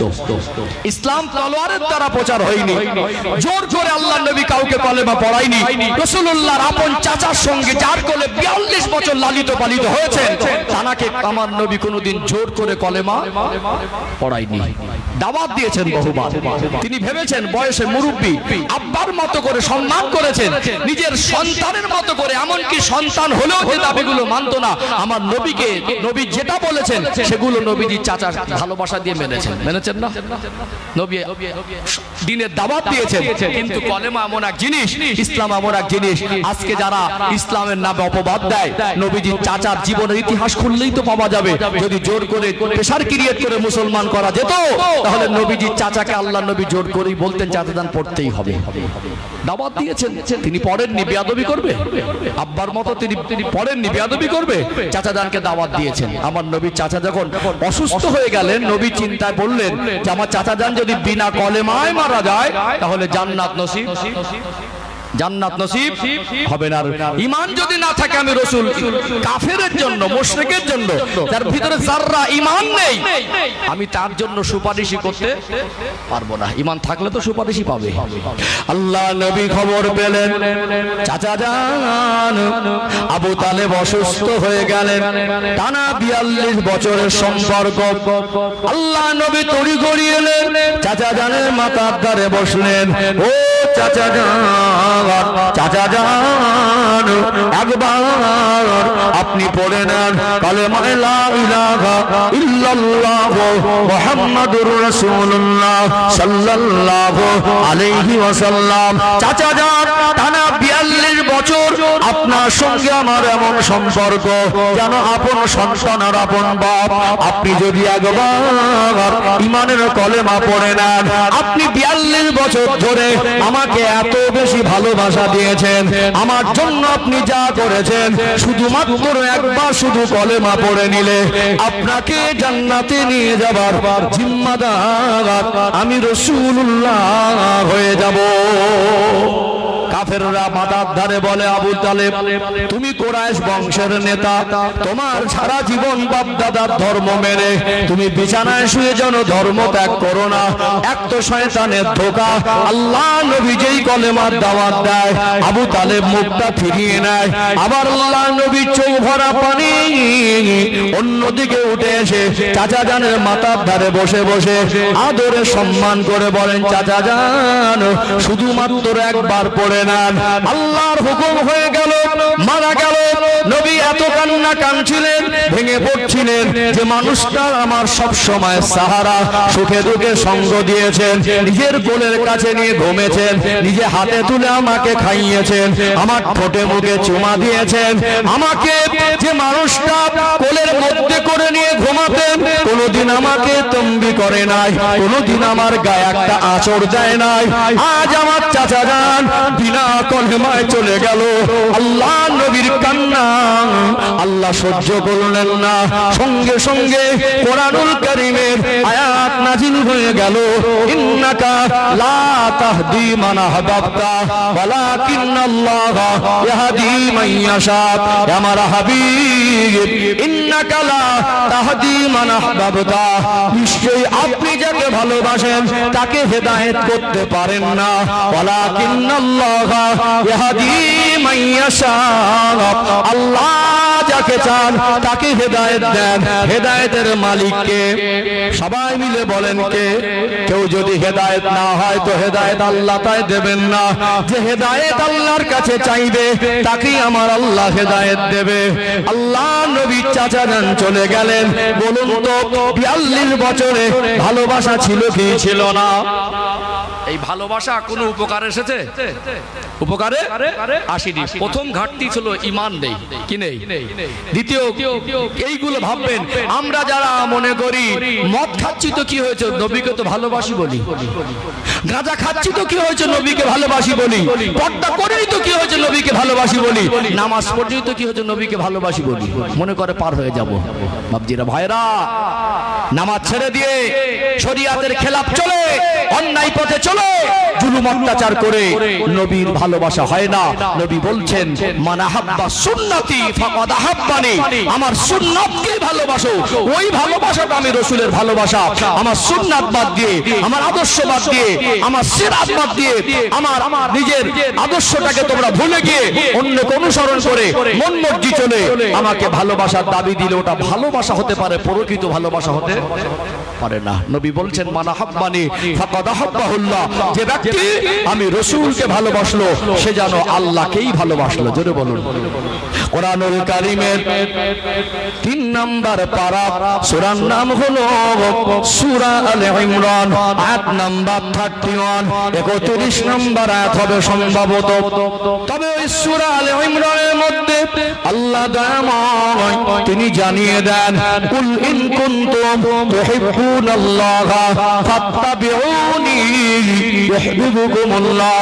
আমার হাবিব আপনি বলে দেন, যারা আমি আল্লাহকে ভালোবাসতে চাই, আমি আল্লাহর ভালোবাসা চাই, আমি আল্লাহর সন্তুষ্টি চাই, ফাত্তাবিউনি তারা যেন আপনার ইত্তেবা করে, ফাত্তাবিউনি তারা যেন আপনার ইত্তেবা করে। আপনার ইত্তেবা করলে ইউহিব্বুকুমুল্লাহ, ওটা আমি আল্লাহর ভালোবাসা হয়ে যাবে। আল্লাহর ভালোবাসা পেতে গেল নবীর ইত্তেবা দরকার। কি দরকার? ইত্তেবা দরকার। আজকে আমাদের ভালোবাসার মাত্রা কোথায় পৌঁছেছে জানেন? অনেক মানুষ আছেন আজকে দিনে ভাবতে অবাক লাগে, ভালোবাসাটা হয়েছে বিড়ির সঙ্গে, খৈরের সঙ্গে, তামাকের সঙ্গে, গাঁজার সঙ্গে, মদের সঙ্গে, নবীর সঙ্গে হয়নি। এক সপ্তাহে কটা বিড়ি লাগে হিসাব পাওয়া যাবে? এক সপ্তাহে বিড়ি কতটা খেয়েছে, 1 বান্ডিল না 2 বান্ডিল, বান্ডিলে কটা করে থাকে হিসাব পাওয়া যাবে? বিড়ি না খেলে পেট ফোলে, কিন্তু দরুদ শরীফ না পড়লে কিছু হয় না। ঠিক বলছি না ভুল বলছি? একটু হ্যাঁ দেন না। বিড়ি না খেলে পেট ফোলে, দরুদ শরীফ না পড়লে। আমাদের তো সম্পর্ক তো দরুদের সঙ্গে হওয়া ছিল, দরকার ছিল না? 1 মাসে একবার উজু করিনি, বলছে নবীকে ভালোবাসি। আমার কথা কি রাগ করছেন নাকি? রাগ করছেন? মসজিদে আজান হচ্ছে, ঠ্যাঙ্গের উপরে পা তুলে দিয়ে কাজটা মেরে বিড়ি টানছে, মাচায় বসে বসে ডলছে। একবারও আজানটা আসার পরেও দুজন চারজন বসে আছে, মুখ থেকে কথা বন্ধ করে না, একটা সপ্তাহের ভিতরে একটা সুন্নতের আমল করে না। বলছে নবীকে ভালোবাসি। এটা কি প্রকৃত ভালোবাসা? এটাই কি প্রকৃত ভালোবাসা? নবীকে ভালোবাসতে গেলে নবীর আদর্শে আদর্শিত হতে হবে, নবীর সুন্নাতকে আমালে জিন্দেগিতে বাস্তবায়ন করতে হবে, তবেই নবীর ভালোবাসা হবে। আজকে দিনে ভাবতে অবাক লাগে, আমার যুব সমাজের মধ্যে ইদানিং দেখছি এত পরিমাণে গাঁজা আর মদ বেড়ে গেছে ধারণার বাইরে। আপনাদের দিকে গাঁজাখোর বেড়েছে না কমেছে? এত পরিবেশ খারাপ ছিল না। এই কয়েক বছর রিসেন্টলি 2-3 বছর আগে এক একজন চুরি চামারি করে লুকিয়ে মোটামুটি টুকটাক করে খেত, ছিল হালকা পাতলা। কিন্তু ইদানিং গাঁজাখোর এত পরিমাণে বেড়ে গেছে ধারণার বাইরে। অথচ মসজিদে যায় না, অথচ জুমার দিনে মসজিদে যায় না। এই বাড়ি যাওয়ার সময় কাটিং কি? ছেলে মেয়ের বিবাহ দিলে গার্জেনদের সম্পর্ক বেইবিন হয় না? একটু হ্যাঁ দেন না, বেইবিন হয় না? এখন নতুন নতুন সব মোবাইল, তো এখন মেয়ের সঙ্গে কথা বলে, সন্ধ্যাবেলা বসে বীরের সঙ্গে কথা বলে। তো মেয়েকে বিয়ে দিয়েছি মানে মেয়ের শ্বশুর বলে কথা, বলছে বেই একটু আসেন, ঘুরে যান, বিনকে নিয়ে বেরিয়ে যান। বেই বাড়ি যাওয়ার আগে সেলুন দোকানে গিয়ে কাজটা করে দাড়ি চেঁচেছে, দাড়ি চেয়েছে, একটা ভালো চকচকে জামা লুঙ্গি আর পাঞ্জাবি পরে চলে গেছে। লোকটা বেই বাড়ি গিয়ে ঘুরছে, দেখে মনে হবে পুরো ফারিস্তার মতো। এমনি নামাজ পড়ে না, বেই বাড়ির লোকজন একটু মুসল্লি টাইপের, বুঝতে পেরেছেন? ছেলে মদ খায় খাক, ছেলে নামাজ না পড়ে না পড়ুক, কিন্তু মেয়ে আবার ধার্মিক খোঁজে। মেয়েটা যেন কোরআন পড়তে পারে, নামাজ পড়তে পারে, পর্দা করে। ছেলে এক ওয়াক্ত নামাজ পড়ে না। আজকে ভাবতে অবাক লাগে, আমাদের শিক্ষিক ইসলামের শিক্ষা থেকে কম এত বেশি পিছিয়ে পড়েছে। আপনি এখানে বসে, আমি পিছনে কথা বলি না, সামনে বলছি, আর আপনাদের আঘাত দেওয়ার জন্য বলছি না, কাউকে ছোট করা উদ্দেশ্য না। আমার মনে হয় যাদের বয়স 20-র নিচে বা 24-এর নিচে আর 12 বছরের উপরে, 12 থেকে 24 এই বয়সের 100-র মধ্যে 80 জন চারটে কলেমা বলতে পারবে না। 100-র মধ্যে 80 জন কলেমাটুকু শুদ্ধ করে বলতে পারবে না। তো মদ খাবে না তো কোথায় যাবে? আব্বা শুধু খাইয়ে বড় করেছে, আব্বা শুধু পোশাক দিয়ে বড় করেছে। এখন ছেলের বিয়ের সময় ছবি নিয়ে ঘুরছে মোবাইলে, ছেলে দেখেছিস হিরোর মতো লাগছে। বুঝতে পারছেন না? বিবাহের সময় ছেলের ছবি নিয়ে গল্প একটু কম হয় না বেশি হয়? আপনারা কি চুপচাপ কিনে করে এসেছেন নাকি, না বাড়ির থেকে চাচি মারা ভাবিরা মানা করে দিয়েছে কথা টথা বলবে না জানো? আমার কথা কি বুঝতে পারছেন? খিদে লেগেছে না ঘুম লেগেছে? ঘুম লাগার তো কথাই না। বছরে একদিন নবী দিবস নেবেন, আমার ঘুম কিসের? এটা আনন্দ, এটা ভালোবাসা। আমি আসবোই আলোচনায়, একটু তাকবীর দেন তো, না এই তাকবীর। আমার আলোচনা অসুবিধা হচ্ছে নাকি? আমার কথা কি বুঝতে পারছেন? এখন ছেলের বিয়ের সময় ছবি নিয়ে যখন ঘোরে, গল্প একটু কম হয় না বেশি হয়? ছেলের ভিতরে যা যোগ্যতা আছে তার থেকে কম করে বলে না বেশি করে বলে? বলছে ছেলে হিরো, দেখতো ফিগার, দেখতো ছাট ছাট, দেখতো কাটিং, দেখতো ছবিটা দেখে লাইটটা বাড়াতো, দেখি ভালো করে দেখি। ওরে সর্বনাশ, ও তো একেবারে পয়সা, কেউ তো সবের থেকে বিষ বেশি। যে ছেলেকে হিরো বলছে, পরে দেখা যাচ্ছে মদ খাওয়াই হিরো, ও গালাগালি দেওয়াই হিরো, ও অসৎ আচরণ করাই হিরো, ঝগড়া করাই হিরো, মোবাইল দেখায় হিরো, এখন গেম খেলা হিরো। বাপ তো মিথ্যা বলিনি, ভদ্রলোক তো হিরো যে বলেছে মনে করছিল হিরো মানে ভীষণ ভালো, ও যে গেম খেলা হিরো সেটা আর খুলে বলে না। কি কঠিন পরিস্থিতি। যুবক ভাইরা, অনুতপ্ত হও, ফিরে এসো, নবীর মহব্বত বুকে জায়গা দাও। এই মহব্বতটা তোমাকে আল্লাহ জান্নাত পর্যন্ত পৌঁছে দেবে। জোরে বলুন। আমি মাঝে মাঝে ভাবি কি কঠিন দিন আমাদের সামনে এসে গেছে। এই দিনগুলো দেখতে আমাদের কষ্ট হচ্ছে। কবরস্থানের পাঁচিল এরকম, কবরস্থানের পাঁচিল, এই যে পাঁচিল আছে, রাস্তার এপারে বসে খেলা করছে। আমি গাড়িটা দাঁড় করে বললাম, এই রাত অন্ধকার, এই পাশেই যে কবরস্থান, তোদের বিবেক একটু বাদে না? তোর এই 5 জন 6 জন বসে কবরস্থানের পাঁচিলের পাশে তোরা গেম খেলা করছিস? ভাবতে পারেন। এখন এই রাস্তা আছে দেখেছেন, রাস্তা রাস্তা রাস্তা, একদিকে যদি একটা বড় গাড়ি এসে যায় আর একটা গাড়ি টানাখানি নামাতেই হবে। রাস্তায় বসে বসে মদ খাচ্ছে। রাস্তায় বসে বসে মদ খাচ্ছে, একটা বড় গাড়ি আসলে এই গাড়িটা চাপতে হবে, তাহলে গাড়িটা চাপলো, এবার ওরা যে রাস্তায় বসেছে ওই গাড়িটা পাশ দিতে গেলে উঠতে হবে কি হবে না? একটু হ্যাঁ দেন, উঠতে হবে। ভদ্রলোকের ছেলেগুলো বলছে যে আপনি গাড়িটা এমন জায়গায় দাঁড় করালেন, এইবারে রাস্তা ছেড়ে আমাদের উঠতে হচ্ছে। মানে এত আরামে মদ খাচ্ছে, ওই জায়গা ছেড়ে উঠতেও কষ্ট হচ্ছে। আমাদের পোশাক চকচকে করেছি, আমাদের ছাটকাট চকচকে করার চেষ্টা করছি, গাড়ি আর বাড়ি চকচকে করছি, কিন্তু আমাদের ভিতরের চরিত্রকে আমরা চকচকে করতে পারিনি। চেহারা যত সুন্দর হোক, গাড়ি আর বাড়ি যত সুন্দর হোক, পোশাক আর লেবাস যত সুন্দর হোক, নামটা যত বেশি সুন্দর হোক, টাকা পয়সা যত বেশি হোক, চাকরি আর ডিগ্রির মান যত বেশি হোক, আপনি যত বড় নেতা হন, আপনার হৃদয়ে, আপনার অন্তরে, আপনার কলিজায়, আপনার মনের মধ্যে নবীর ভালোবাসা যদি না থাকে, আপনার আদর্শে নবীর সুন্নাত যদি না থাকে, আপনার চাকরি, আপনার ডিগ্রি, আপনার ঘর, আপনার পরিচয়, আপনার সুন্দর নাম আপনাকে নাজাত দিতে পারবে না। ভালোবাসার দোহাই দিয়ে যদি পার হয়ে যাওয়া যেত নামাজ না পড়ে, ভালোবাসার দাবিটা করেই যদি জান্নাত পাওয়া যেত নবীর সুন্নাত না মেনে, তাহলে হাসরের ময়দানে নবীর চাচা বেশি দাবি করবে। কথা কি বুঝতে পারছেন? আমাদের গার্জেনদেরও গাফলাতি আছে। ছোটবেলা ছেলেরা 4টে 5টা না 10টা 20টা গালাগালি মুখস্থ করলো, আপনি আপনার স্ত্রীকে দিতেন আর আপনার স্ত্রী আপনাকে দিত। এখন ঝগড়া হলে বাড়ি গালাগালি হয়, মনে হয় ক্যাসেট চলছে। কথা ঠিক বলছি না ভুল বলছি? আপনারা ভালো মাশাআল্লাহ, আমি আপনাদের গ্রামের কথা বলছি না। মাঝে মাঝে বাড়িতে ঝগড়া হলে মনে হবে ক্যাসেট চলছে, বন্ধ হয় না, ক্লান্তি হয় না।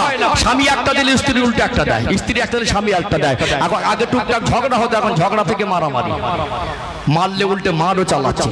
আর উপরে যখন কুটুম বাড়ি যাবে, ঘুরতে যাবে, বেড়াতে যাবে, জামা পোশাক লেবাস ছাট কাট মেকআপ একেবারে সাজগোজ করে এমন ভাবে বেরোবে দেখে মনে হয় ফারিস্তা। বাপজিরা ভাইরা, বাইরে মানুষের সামনে আমরা স্বচ্ছ সেজে কুটুম বাড়ি যাই, বিয়ে বাড়ি যাই, বাজারে যাই, মার্কেটিং করতে যাই, কিন্তু ভিতরের চরিত্রকে আমাদের পরিবর্তনের চেতনা নেই।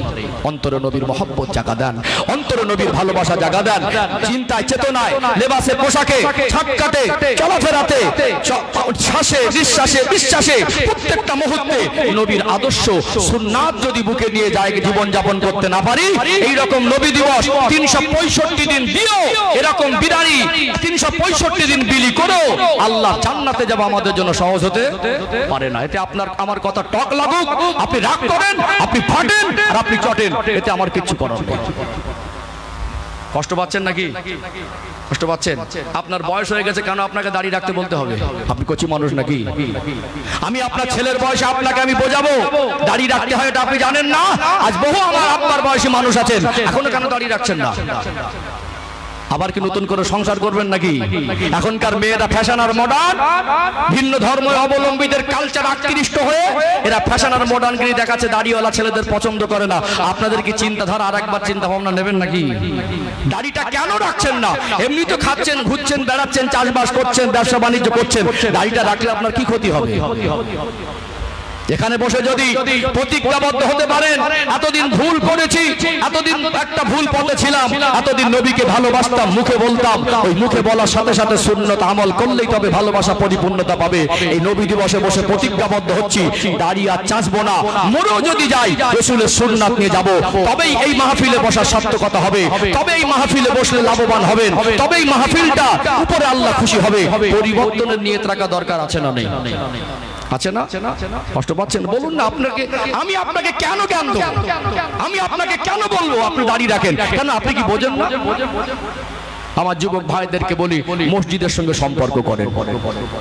এমনি দুনিয়া শান্তি নেই, শান্তি খুঁজছেন, হিংসা, জুলুম, চক্রান্ত, মারামারি, ধোঁকাবাজি, চিটিংবাজি, মানুষের ভিতরে মনুষ্যত্ব আর বেঁচে নেই। অন্তত এই কঠিন সময় আমরা আল্লাহর পথে ফিরে আসি। আল্লাহ আমাদের বাকি জীবন রাসূলের সুন্নাত বুকে নিয়ে, মহব্বত অন্তরে নিয়ে আল্লাহর পথে প্রতিষ্ঠিত হওয়ার তৌফিক দান করেন। বলেন আল্লাহুম্মা, বলেন আল্লাহুম্মা আমিন। কষ্ট পাচ্ছেন নাকি? রাগ করছেন? অসুবিধা হচ্ছে নাকি? যাই হোক, একটু তাকবীর দেব, দরুদ শরীফ পড়ে নেব। দরুদ শরীফ না পড়লে মজলিসের হক আদায় হয় না, দরুদ শরীফ না পড়লে রহমত বর্ষণও হয় না। দরুদ শরীফ পড়ে নিয়ে আমি আবার আমার গুরুত্বপূর্ণ কোনো আলোচনার পাঠ আছে, মনে আছে তো? আমি সেখানে জয়েন করব ইনশাআল্লাহ। একটু মহব্বতে দরুদ শরীফ। আল্লাহুম্মা সাল্লি আলা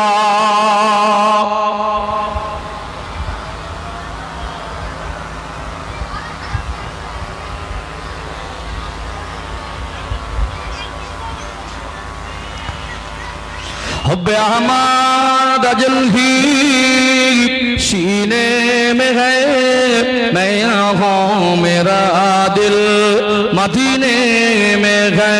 फूल तो फूल काटूं क्या हुस्न है, लुत्फ़े जन्नत से बढ़कर मदीने में है। अल्लाहुम्मा सल्ले अला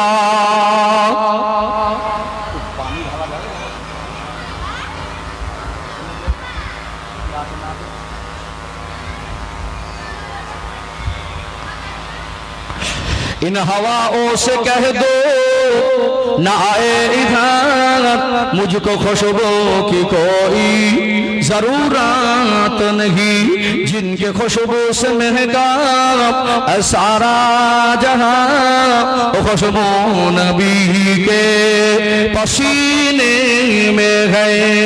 अल्लाहुम्मा सल्ले अला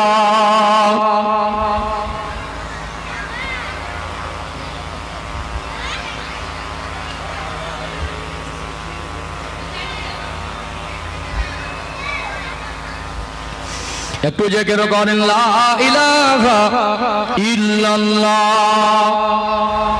মহব্বতে পড়েন লা ইলাহা ইল্লাল্লাহ, লা ইলাহা ইল্লাল্লাহ মুহাম্মাদুর রাসূলুল্লাহ সাল্লাল্লাহু আলাইহি ওয়াসাল্লাম। সবাই পড়েন হাসবি রব্বি জাল্লাল্লাহ। আরো মহব্বতে হাসবি রব্বি জাল্লাল্লাহ, মাফি কলবি গায়রুল্লাহ, নূর মুহাম্মদ সাল্লাল্লাহ, হক লা ইলাহা ইল্লাল্লাহ। আরো মহব্বতে লা ইলাহা ইল্লাল্লাহ, লা ইলাহা ইল্লাল্লাহ মুহাম্মাদুর রাসূলুল্লাহ। আল্লাহুম্মা সাল্লি আলা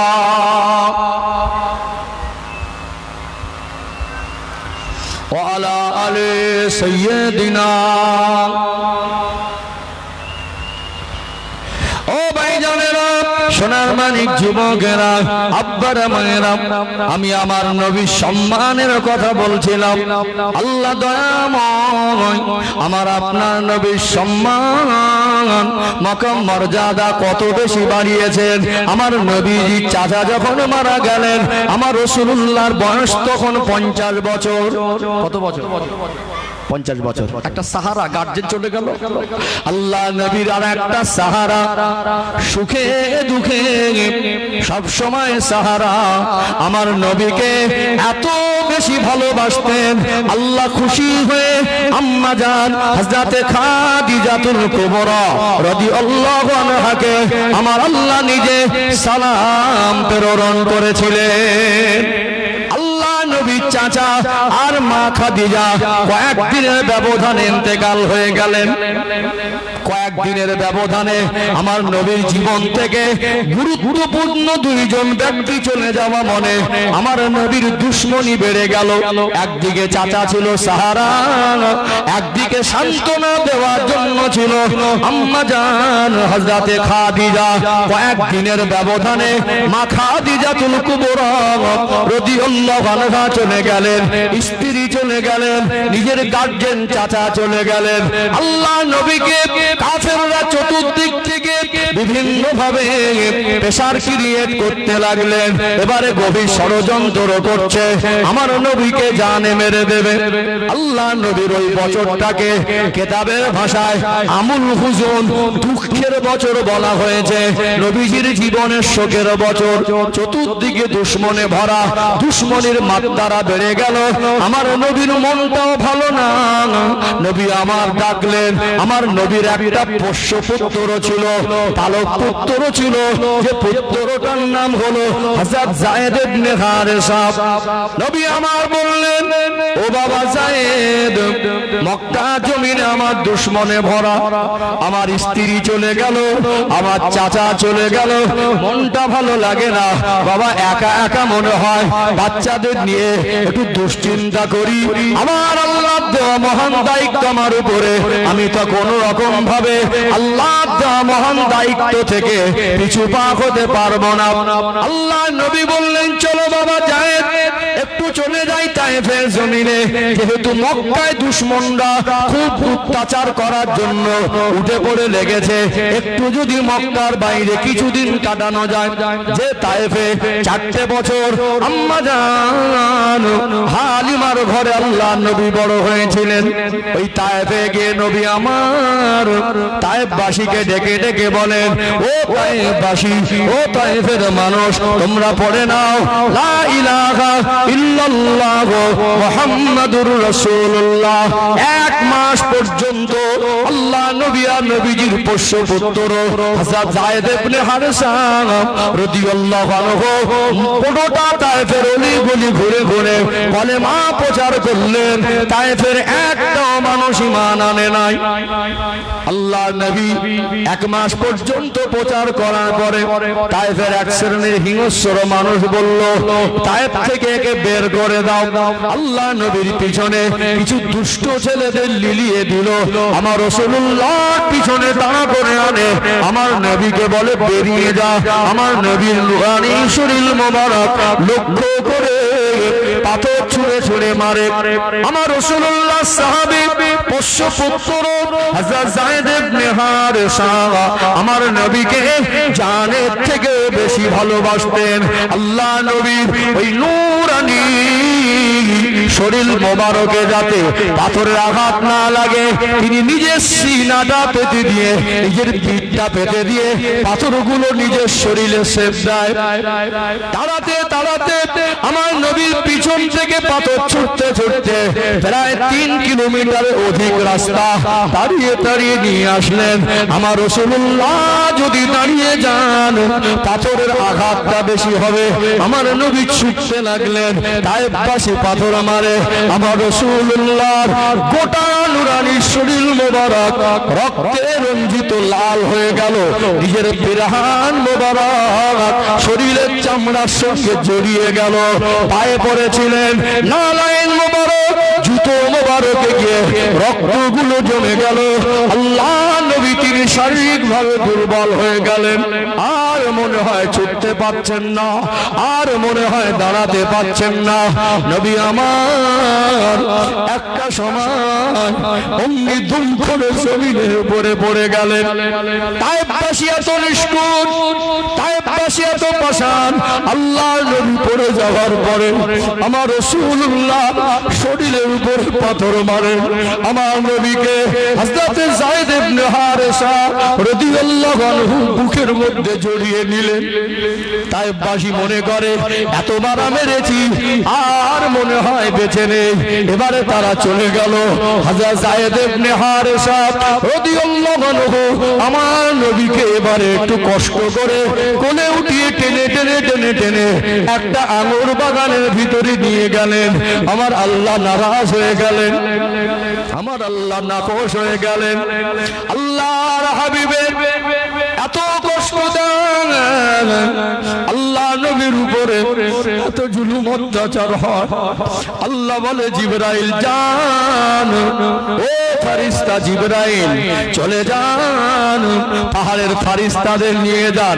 ওরা আমার হাবিবকে এত বেশি কষ্ট দেন, আমি আল্লাহ আমার আর সহ্য হয় না।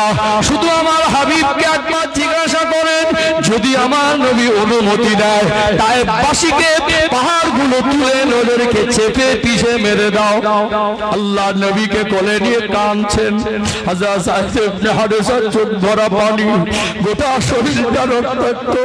আমার নবীকে কোলে নিয়ে আমার রাসূলুল্লাহ মাথা মোবারক হযরত সাইদ ইবনে হারেসার কোলে আমার রাসূলুল্লাহর এই নূরানি কপাল মোবারকে আদর করে চুমা দিতে লাগলেন।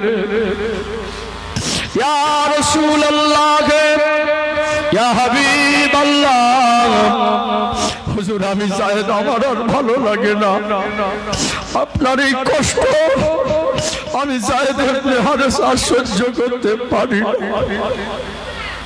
আমার রাসূলুল্লাহ এই কপাল মোবারকে তার ঠোঁটটা দিয়ে চুমা দেয়। হুজুরের চোখটা খোলেন, আসমানের দিকে মুখটা তুলে আল্লাহকে আল্লাহ বলে চিৎকার মেরে দেখে বলে, আল্লাহ আমার হাবিব তো হুঁশ হারিয়ে ফেলেছে, আমার রাসূল যদি সুস্থ থাকতেন আর আমি সাইদ ইবনে হারেসা যদি মারা যেতাম আমার কষ্ট হতো না।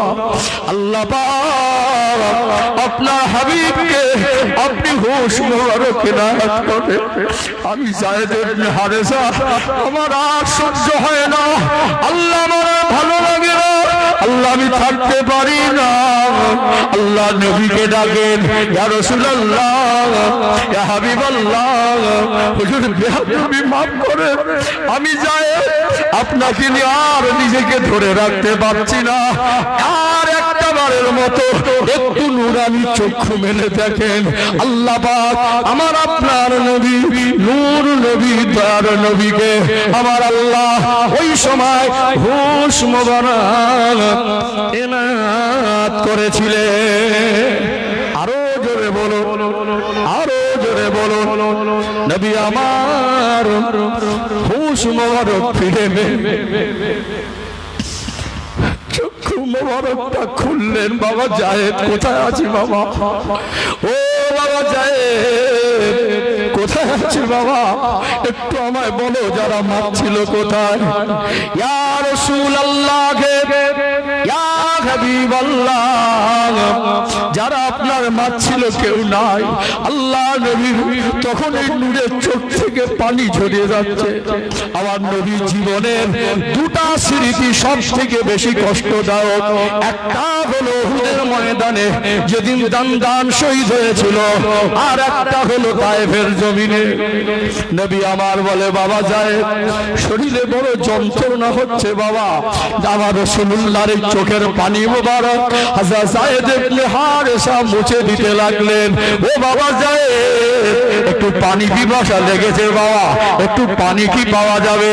সাইদ ইবনে হারেসা রাদিয়াল্লাহু আনহু ডাইনে বামে সামনে পিছনে দেখতে লাগলেন। এমন বিপদের সময় আমার নবী পিপাসার্থ একটু যদি পানি দিতে পারতাম। যে আঙুর বাগানের ভিতরে আশ্রয় নিয়েছিলেন, ওই বাগানে একজন মালি ছিলেন, বাগান দেখভাল করতেন, যার নাম হলো আদাস। আদাসকে ডেকে বলে, ভাই ও বাগানের মালি, একটু কি পানি আছে? আমার রাসূলুল্লাহর কষ্ট দেখে ওই বাগানের মালিক তার মনটা নরম ছিল, ওই বাগান থেকে আঙুর ছিঁড়ে ছিঁড়ে ছিঁড়ে ছিঁড়ে একটু হাত দিয়ে কষলে কষলে একটু রস বার করে আমার রাসূলুল্লাহর খেদমতে হাজির করলেন। আমার নবীকে বলেন এটা আপনি পান করুন। আল্লাহর নবী হুজুর আমার এমন সময় বললেন, ও বাবা যায় একটু আমাকে ঠেক লাগিয়ে একটু তুলে বসিয়ে দাও। আঙুরের রস মোবারকটাকে নিয়ে হযরতে সাইদ ইবনে হারেসা আমার রাসূলুল্লাহকে দিচ্ছেন। নবী আমার ওই অবস্থায় বিসমিল্লাহ বলাটা ভোলেন না। যখনই বিসমিল্লাহির রহমানির রহিম বলে ওই আঙুরের রসটা পান করলেন, এই বিসমিল্লাহ বলা শব্দের আওয়াজটা ওই বাগানের মালির কানে চলে গেল। তিনি ছিলেন পূর্ববর্তী নবীদের ভবিষ্যৎবাণী। তাওরাত ইনজিল কিতাবের ভবিষ্যৎবাণী তার জানা ছিল। ও ভাইরা বাবাজিরা, তিনি বলতে লাগলেন এই যে বিসমিল্লাহ শব্দটা, এটা তো নবী মুসা আলাইহিস সালাম বলতেন, এটা তো নবী ইব্রাহিম আলাইহিস সালাম বলতেন, এটা তো নবী ঈসা আলাইহিস সালাম বলতেন। তবে বিসমিল্লাহ শব্দটা এটা সাধারণ কোন মানুষের ভাষা নয়, তবে ভবিষ্যৎবাণী শ্রেষ্ঠ নবী হয়ে যিনি আসবেন, আল্লাহ যাকে শ্রেষ্ঠ নবী করে পাঠাবেন, এই হয় সেই শ্রেষ্ঠ নবী। জিজ্ঞাসা করতে লাগলেন এই মানুষটার নাম কি, বলতে লাগলেন আল্লাহর নবীকে নিয়ে যায়েদ ইবনে হারেসা বলেছিলেন আপনি ঠিকই ধারণা করেছেন, ইনি অন্য কেউ নয়, ইনি হলেন সেই নবী আল্লাহ যাকে সৃষ্টি জগতের জন্য রহমত স্বরূপ করেছেন। আমার রাসূলুল্লাহকে দেখে ওই বাগানের মালিক আদাস নামক ব্যক্তিটা ঈমানের কলেমা পড়ে মুসলমান হয়ে গিয়েছিলেন। আল্লাহ নবী উঠে বসলেন, আল্লাহ নবীকে ধরে বসানো হলো। এমন সময় হযরত জিবরাইল আমিন আলাইহিস সালাম হাজির। আসসালামু আলাইকা ইয়া রাসূলুল্লাহ, আসসালামু আলাইকা ইয়া হাবিবাল্লাহ। হুজুর, আল্লাহ পাক প্রেরণ করেছেন আপনার কষ্ট দেখে আল্লাহ আর সহ্য করতে পারেন না, আপনার অনুমতির অপেক্ষা শুধু একবার বলার সাথে সাথে যারা আপনাকে মেরেছে, যারা আপনাকে কষ্ট দিয়েছে, সবগুলাকে পাহাড় চাপা দিয়ে পিষে মেরে দেবো। আল্লাহ নবী একবার জিবরাইল সালামের দিকে চক্ষু মোবারক দেখলেন। আল্লাহর ফেরেশতা জিবরাইল সালাম বললেন ইয়া রাসূলুল্লাহ, আল্লাহ পাক আপনাকে সালাম পাঠিয়েছেন। একবার চেহারা দেখে মুস্কি হেসে ফেলে বলেছিলেন ও ভাই জিবরাইল, আল্লাহ আমায় সালাম পাঠিয়েছেন, এটা তো আমার জন্য বড় সান্ত্বনা। ও ভাই জিবরাইল, আল্লাহ তো আমাকে বদদুয়া করার জন্য পাঠায় নাই। আমি জানি আমি যদি বদদুয়া করে দেই আমার এই নূরানি খান আল্লাহ ফেরত দেবেন না। ও ভাই জিবরাইল, আল্লাহ আমাকে রহমাতাল লিল আলামিন করে প্রেরণ করেছেন।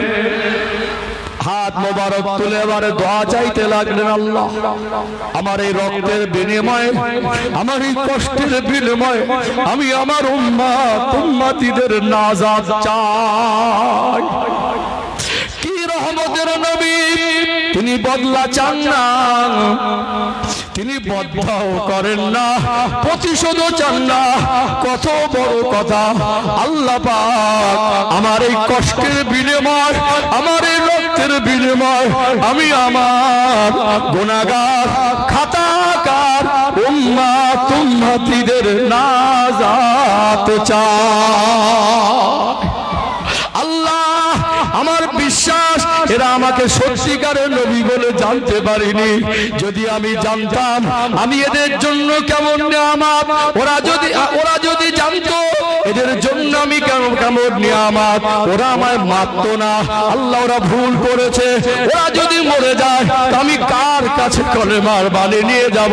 আল্লাহ এদের হেদায়েত দেন। আল্লাহ পাক এরা যদি হেদায়েত না হয়, একদিন আমার বিশ্বাস এদের পরের জেনারেশন, এদের ছেলেরা নাতি পোতারা একদিন না একদিন ইসলামের ছায়া চলে আসবে। আমার রাসূলুল্লাহর ওই রক্তমাখা হাত তোলাকে আল্লাহ কবুল করে আজ গোটা তায়েফের জমিনে আমার আল্লাহ কলেমার বাণী ছড়িয়ে দিয়েছে। আরো জোরে বলো রহমাতাল লিল আলামিন। বদদুয়া করলেন না। সম্মানিত ভাইরা, কষ্ট করে খুব ব্যথা নিয়ে আল্লাহর নবী ফিরে এসেছিলেন। এত কষ্ট পেয়েছিলেন, একই বছরে মা খাদিজা চলে গেলেন, চাচা চলে গেলেন, আবার তায়েফে আক্রান্ত হলেন। আমার নবীকে আল্লাহ শ্রেষ্ঠ উপহার দিলেন। নবী ঘুমাচ্ছিলেন হাতিমে কাবায়, আল্লাহর দরবার থেকে ফেরেশতাকে পাঠিয়ে জান্নাতি বাহর বরাত পাঠিয়ে সরাসরি আল্লাহর দরবারের মেহমান করে আল্লাহ দিদার দিয়েছেন। জোরে বলুন, জোরে বলা যায় না। আল্লাহ কেমন? আজ পর্যন্ত আল্লাহ কাউকে দেখা দেননি, একমাত্র আমার নবী ছাড়া। আমার রাসূলকে আল্লাহ স্পেশাল সম্মানে সম্মানিত করেছেন। আল্লাহকে দেখার সৌভাগ্য আজ পর্যন্ত আমার নবী ছাড়া আর কাউকে আল্লাহ দেয়নি। অর্থাৎ আমার নবী হলেন সৃষ্টি জগতের মধ্যে শ্রেষ্ঠ। জোরে বলুন। এখানে একটু প্রশ্ন সংক্ষেপ করব, সময় খুব কম, আর দুটো পয়েন্ট বলবো, 10-5 মিনিট, বুঝতে পারছি। এখানে একটা প্রশ্ন, আমরা হলাম শ্রেষ্ঠ নবীর উম্মত, কথা বলেন, আমরা হলাম, আচ্ছা মনে আছে, জায়গা কম হচ্ছে, হ্যাঁ জায়গা একটু কম অকুলন হচ্ছে, অনেক মানুষ এসেছেন, যথেষ্ট বড় প্যান্ডেল, একটু অল্প সময় নষ্ট করার নেই, মানে বুঝতেই পারছেন নবীর জীবনে যেখানে ধরে কোন দিক থেকে যায় বোঝা যায় না। একটু জেকের করতে করতে আগিয়ে আসেন না, একটু জেকের করেন লা ইলাহা, আরো মহব্বতে লা ইলাহা ইল্লাল্লাহ, আগে আসেন, একটু জায়গা দেন। এই তো মাশাআল্লাহ শেষের পথে হয়ে গেল, আর 2-10 মিনিট বক্তব্য চলবে।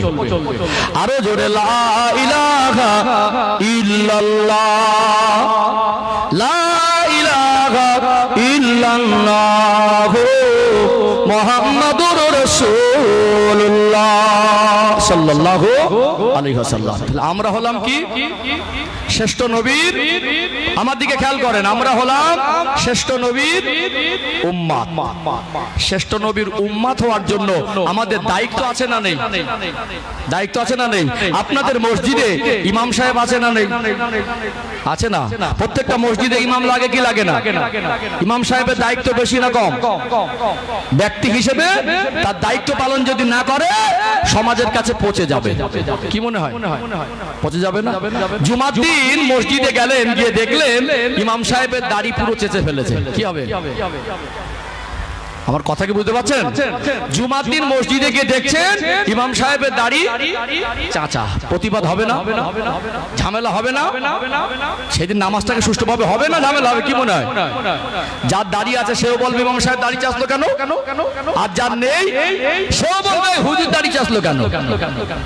আসলে প্রশ্ন ওঠে এটা হুজুরের জন্য যা হুকুম আর আমার আপনার জন্য তাই হুকুম, কিন্তু আমাদের বিবেক কিভাবে ঘুমিয়ে গেছে। আপনার ছেলের মুখে নিয়ে কেউ প্রতিবাদ করছেন? আমার কথা কি বুঝতে পারছেন? আপনার ভাইয়ের মুখে নাকি প্রতিবাদ করছেন, কালকে একটা হুজুর দাঁড়িয়ে চেতে ঘুরুক সবাই প্রতিবাদ করবে, কিন্তু গ্রামের 99 জন ঘুরুক কারোর কোনো প্রতিবাদ নেই। কেন ভাই? মানে হুজুর হিসেবে একটু দৃষ্টিকটু লাগে, ও ইমাম। অবশ্যই হুজুর চাষলেও যে গোনা, আপনি চাষলে সেই গোনা, কিন্তু ওখানে আমরা হুজুরকে দেখি ইমাম সাহেব উনি দায়িত্ববান মানুষ, ওনার দায়িত্ববান মানুষ হিসেবে উনি যদি একটা খারাপ কাজ করে ফেলেন সমাজের কাছে ব্যাপক একটা খারাপ লাগে না? এই বাজারে রাস্তায় মোড়ের মাথায় দাঁড়িয়ে লোক বিড়ি সিগারেট খায় না? একটু হ্যাঁ দেন। আপনাদের মসজিদের ইমাম ও মাদ্রাসার হুজুর যদি আপনাদের এই বিন্দাখালী বাজারে দাঁড়িয়ে দাঁড়িয়ে সিগারেট বা বিড়ি টানে, কি হবে? চাকরি থাকবে না যাবে? একটু কথা বলে, চাকরি থাকবে না যাবে? চাকরি যাবে। হুজুর খেলে গোনার, আপনারা খেলে নাকি? আর কথা মনে বুঝতে পারছেন না? হুজুর সিগারেট টানলে রাস্তায় দাঁড়িয়ে চাকরি চলে যাবে, সারা গ্রামের মানুষ তোলপাড় করে সমালোচনা করবে। হুজুর খেলে গোনা হয়, আর সাধারণ মানুষ খেলে কি গোনা হয় না নাকি? আমার কথা বুঝতে পারছেন না? হুজুর হিসেবে রাস্তায় দাঁড়িয়ে বিড়ি খাওয়াটা বা বিড়ি লুকিয়ে খাওয়াটাও একটা বেমানান। দায়িত্ববান মানুষের জন্য, একজন সম্মানী মানুষের খাদ্য ওটা না। হুজুর হিসেবে যেমন দায়িত্ব পালন করতে হয়, আপনি শ্রেষ্ঠ নবীর উম্মত হিসেবে আপনাকে দায়িত্ব নিতে হবে না? আজকে আমার যুবক ভাইদের আচরণ কেন খারাপ হবে ভাবতে অবাক লাগে। বাচ্চাদের কলেমা শেখানোর সময় এখন কিছু অপদার্থ, নির্লজ্জ, বেহায়া কিছু আমাদের ঘরের কলঙ্ক কিছু সন্তানকে দেখা যাচ্ছে, এদের ঘরে ছোট ছোট বাচ্চাদের টিকটক করাচ্ছে।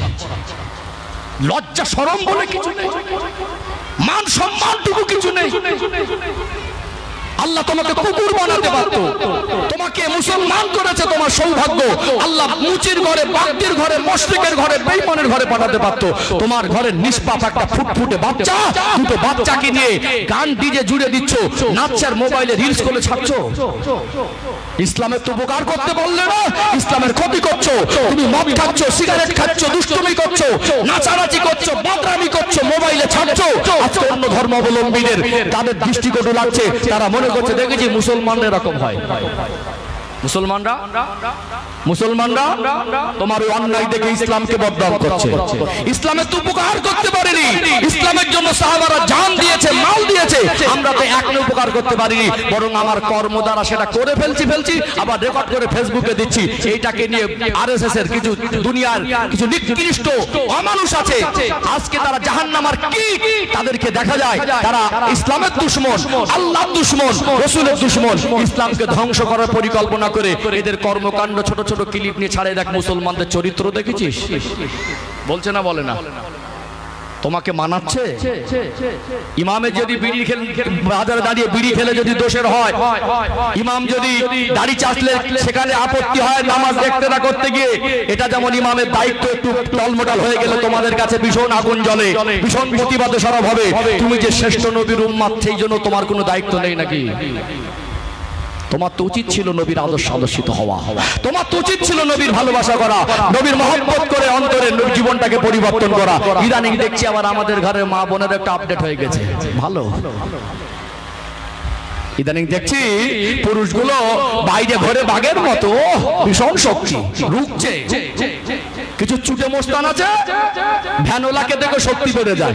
ওই গ্রামের ধনী মানুষ আর ওই নেতাটার কাছে শক্তি দেখান তো, এক চড়ে 32টা রথের মধ্যে চলে যাবে। একটু গরিব মানুষ ভুল করলে সেখানে গিয়ে বাঘের মতো পড়ে। আছে না নেই? রাগ করছেন নাকি? আমি আপনাদের কথা বলছি না, সমাজে আছে না নেই?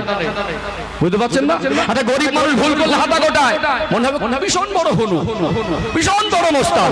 ওই কিরকম হনু, স্ত্রীকে পর্দা করাতে পারছেন না? কথা মনে বুঝতে পারছেন না? আপনি কিরকম হলো, গরিবের দিকে চোখ দেখাচ্ছেন, ধমক দিচ্ছেন। ওই ধমকটা যদি আপনার গ্রামের নেতার আর আপনার গ্রামের ধনী মানুষের দিতেন না, দাঁত বুড়ো হয়ে যেত। মস্তানি দেখাচ্ছে, কত বড় মস্তান। আপনার মেয়েকে পর্দা করাতে পারছেন না, বিবিকে আয়ত্তে রাখতে পারছেন না, মস্তানি। ওরকম মস্তানের মুখে থুতু ফেলা দরকার। ওই গ্রামে 4টে ছেলে মদ খাচ্ছে, আপনার পাওয়ার ওখানে প্রয়োগ করুন। আমরা মনে করি নামাজ পড়া ফরজ, আমরা মনে করি মহিলাদের পর্দা করা ফরজ, আমরা মনে করি পয়সা হলে হজ করা, যাকাত দেওয়া ফরজ। অন্যায় প্রতিবাদ করাটা এক পর্যায়ে ফরজ। আজ এত সমাজে কুকর্ম হচ্ছে, আজ আমাদের সন্তানগুলো নষ্ট হচ্ছে, সমাজে মদ খাচ্ছে, সমাজে অশ্লীল কাজ হচ্ছে। আমরা যে যার মতো সব ঘাপটি মেরে বসে আছি, প্রতিবাদ করলে খারাপ হয়ে যাবো তাই করিনি। নেতাদেরও একটা কঠিন জ্বালা, তারা যদি রাজনীতির নেতারা প্রতিবাদ করে তাহলে মনে হবে ভোটটা যদি উল্টো জায়গায় মারে। গ্রামে 10টা ছেলে মদ খাচ্ছে, এখন নেতা প্রতিবাদ করতে গেলে ভাববে ওই 10টা ফ্যামিলির ভোট যদি চলে যেত আমার মেম্বারি পদ থাকবে না। গ্রামের সে মেম্বার হন, প্রধান হন, হাজি হন, ধনী হন, শিক্ষিত হন, প্রত্যেকটা গ্রামের যারা গণ্যমান্য ব্যক্তি, যারা গণ্যমান্য ব্যক্তি, এই সমস্ত ব্যক্তিদেরকে দায়িত্ব নিতে হবে। গ্রামের দুজন ধনী থাকলেও দুজন পার্টির লোক থাকলেও দুজন শিক্ষিত থাকলে সে দুজন সমাজের নাম করা সম্মানী ব্যক্তি থাকলে এরকম দুজন, 5টা কোয়ালিটি থেকে 10 জন মানুষ যদি ছেলেদের ডেকে বললে আমার গ্রামে কাল থেকে মদ খেতে পারবি না, গাঁজা খেতেও পারবি না, খেলে তোদের কি ব্যবস্থা হয় করবো, বুকে দাঁড়াতো, বন্ধ হবে না? বন্ধ হবে না? আমি ভালো সাজার জন্য কিছু বলবো না, সমাজ পরিবর্তন হবে। সব দায়িত্ব মনে হয় হুজুর আর জলসা কমিটির ঘাড়ে নাকি? ওই জন্য বলি গার্জেনরা সচেতন হন। যদি বলে আলেমরা অনুরোধ করে, নিজেরা বলে যদি সচেতন না হয়, হাত শক্ত করুন, সমাজ পরিবর্তন হবে। কি মনে হয়? কি মনে হয়? ডাইরেক্ট মারার দরকার নেই, তাকে সাবধান করেন। তোমার বাড়ি মসজিদের ধারে তুমি মদ খেয়ে মাতলামি করবে, তুমি কবরস্থানের পাঁচিলের পাশে বসে গাঁজা টানবে, গ্রামে তুমি কি শুরু করেছো? আপনারা প্রতিবাদ করুন, দেখবেন ইনশাআল্লাহ ছেলেদেরকে যেমন ডাকতে হবে, বুকেও টানতে হবে, ভালোবেসে বোঝান করছি এটা তোমার খাদ্য না। এটা ব্যাখ্যা দিলে অনেক, বেশি ব্যাখ্যা গেলাম না। বাচ্চাদেরকে নামাজ আনতে হবে। আপনি আব্বা, আপনি কেন সন্তানকে নামাজ আনছেন না? হাত ধরে আপনি দাদু কেন পোতাটাকে নামাজ আনছেন না? নামাজে না আনলে শিক্ষা কোথা থেকে? ছোট থেকে অভ্যস্ত করুন। মায়েদের মেয়েদেরকে পর্দায় রাখুন, বাকি জীবন সুন্নাতের আলোয় আল্লাহ আমাদের জীবন অতিবাহিত করার তৌফিক দান করেন। বলেন আল্লাহুম্মা। কষ্ট পেলেন? কষ্ট পেলেন? রাগ করলেন? একটা বিষয় একটু বলবো, জাস্ট 5 মিনিট লাগবে হয়তো, চেষ্টা করছি। বলে দেয়া, বলে দে, এটা কি নবী দিবস। এটা কিসে লেখা থাকে? মুখেও শোনেন। আজকে আসার সময় একটা বাচ্চাকে জিজ্ঞাসা করছিলাম, আমাদের জলসা মাহফিল বলি না অনেক সময়, জলসা বা মাহফিল, বলছি জলসা মাহফিল কোথায় হচ্ছে? ওই জলসা বা মাহফিল ও মাথায় নিতে পারিনি আপনাদের এখানে আসার সময়। বলছে কেন? মিলাদ মানে নবী দিবস হচ্ছে। কি বলছে? মনে করে জলসা আলাদা আর ওয়াজ মাহফিল আলাদা আর নবী দিবসটা। ওকে বলে জলসা কথা হচ্ছে, ও ঘেবড়ে গিয়ে বলছে, মানে ও বুঝতে পারিনি, বলে সামনে কিছু হচ্ছে না, বলে হ্যাঁ নবী দিবস হচ্ছে, মানে জলসা হচ্ছে, ওটা বুঝতে পারছে, নবী দিবস বলে বুঝতে পারছে। নবী দিবস বলেন আর বিশ্ব নবী দিবস বলেন আর সিরাতুন নবী জলসা বলেন, মিলাদুন নবী জলসা বলেন।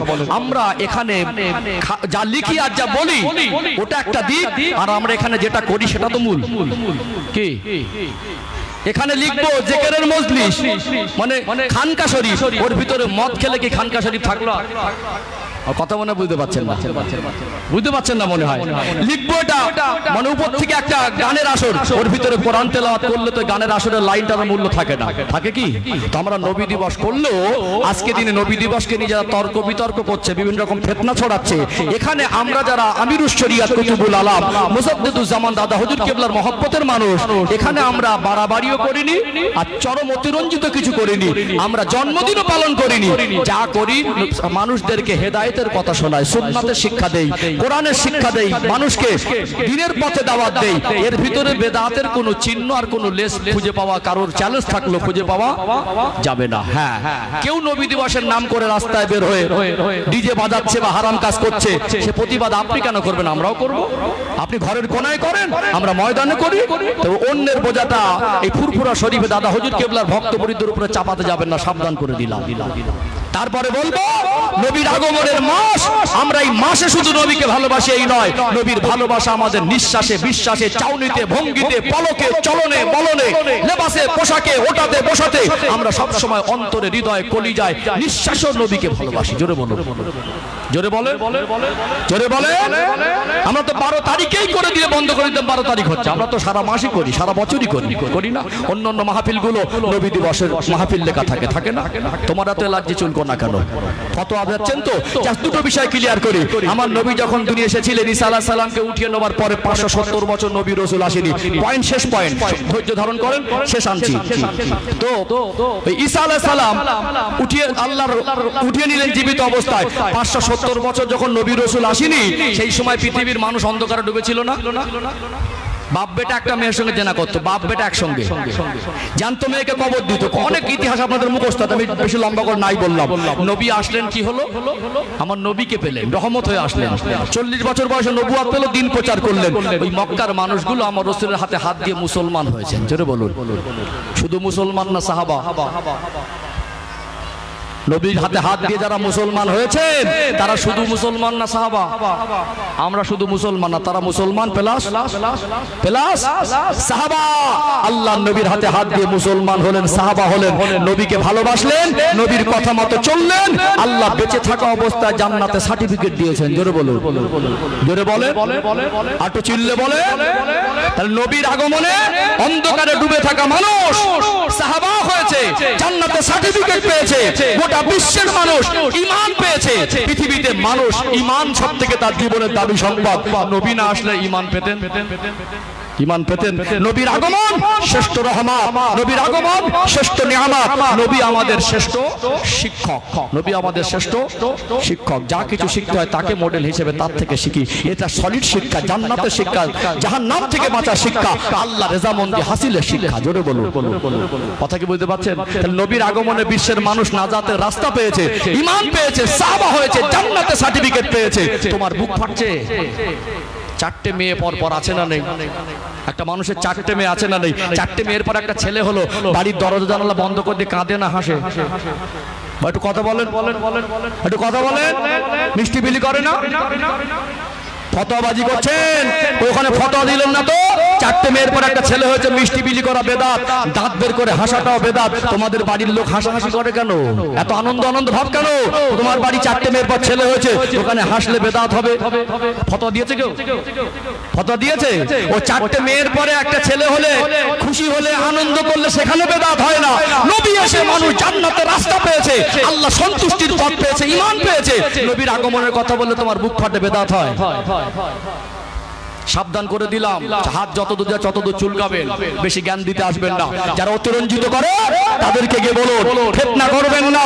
এক টাকা আইন পরিবর্তন করে আমাদের বাপ দাদার পূর্বপুরুষের কবরস্থান, মসজিদ, মাদ্রাসা, খানকাগুলোকে ছিনিয়ে নেবার চক্রান্ত করছে, আর তুমি গ্রামে ফিতনা করছো। মাথা মোটা তোমার জ্ঞানটা হবে কবে? কথা মনে বুঝতে পারছেন না? ছেলের বিয়ে দিয়ে বৌমা ঘরে আনলে কান্নাকাটি করে না আনন্দ করে? হাহুদান না। ছেলের বিয়ে দিয়ে বৌমা ঘরে এসেছে, কান্নাকাটি করে না আনন্দ করে? তুই বললেন তো হাসা যাবে না। এই আজকে যা হাসবে বেদাত হবে। বৌমা এসে হাসছো কেন, মিষ্টি বিলি করছো কেন, বাড়ি এত হইচই কেন? ও ছেলের বিয়ে দেওয়ার সময় হইচই করা যায়, বৌমাকে হইচই করা যায়, তখন বেদাত হয় না? নবীর আগমনের কথা বলে মানুষকে, নবীর জীবনের সিরাতের আলোচনা করে মানুষকে নামাজের কথা বললে, সুন্নাতের কথা বললে, হেদায়েতের কথা বললে তোমার বুক ফেটে যখন ফত আমার বেদাত। লজ্জা তোমার থাকা দরকার। কেন ভাগাভাগি করছেন, কেন ফিতনা করছেন? মাসলাক জাত ইসলাম স্বভাব, আপনার যেটা ভালো লাগে ওটা করুন, অন্তত জাতির ভিতরে ফিতনা লাগাবার চেষ্টা করবেন না। দুদিন পরে তোমার বাপের কবরের উপরে বুলডোজার চালাবে, দুদিন পরে মসজিদে তালা মেরে দেবে। তুমি আজ ফিতনা করছো, বুঝতে পারছো না জাতির অবস্থা, তখন তোমার মুখ বুজে থাকা, চোখের পানি ফেলা ছাড়া কিছু হবে না। ঐক্য নষ্ট করবেন না, বুঝতে পেরেছেন? আমাদের দুশ্মনী করলে আমরা উপহার দেই ভালোবাসা, এটা আমাদের ইসলামের শিক্ষা। কথা ঠিক না? অল্প বিদ্যা মাঝে মাঝে ভয়ঙ্করী হয়। দু চারটে মানে ওই চুনোপুটির কাঁধে কান দেওয়া দরকার নেই। ওদের কাজই ফিতনা করা, ওরা মরণ পর্যন্ত ফিতনা করবে, ওদের কাজই ফিতনা করা। ভালো চায় না, ওরা ভালো চায় না।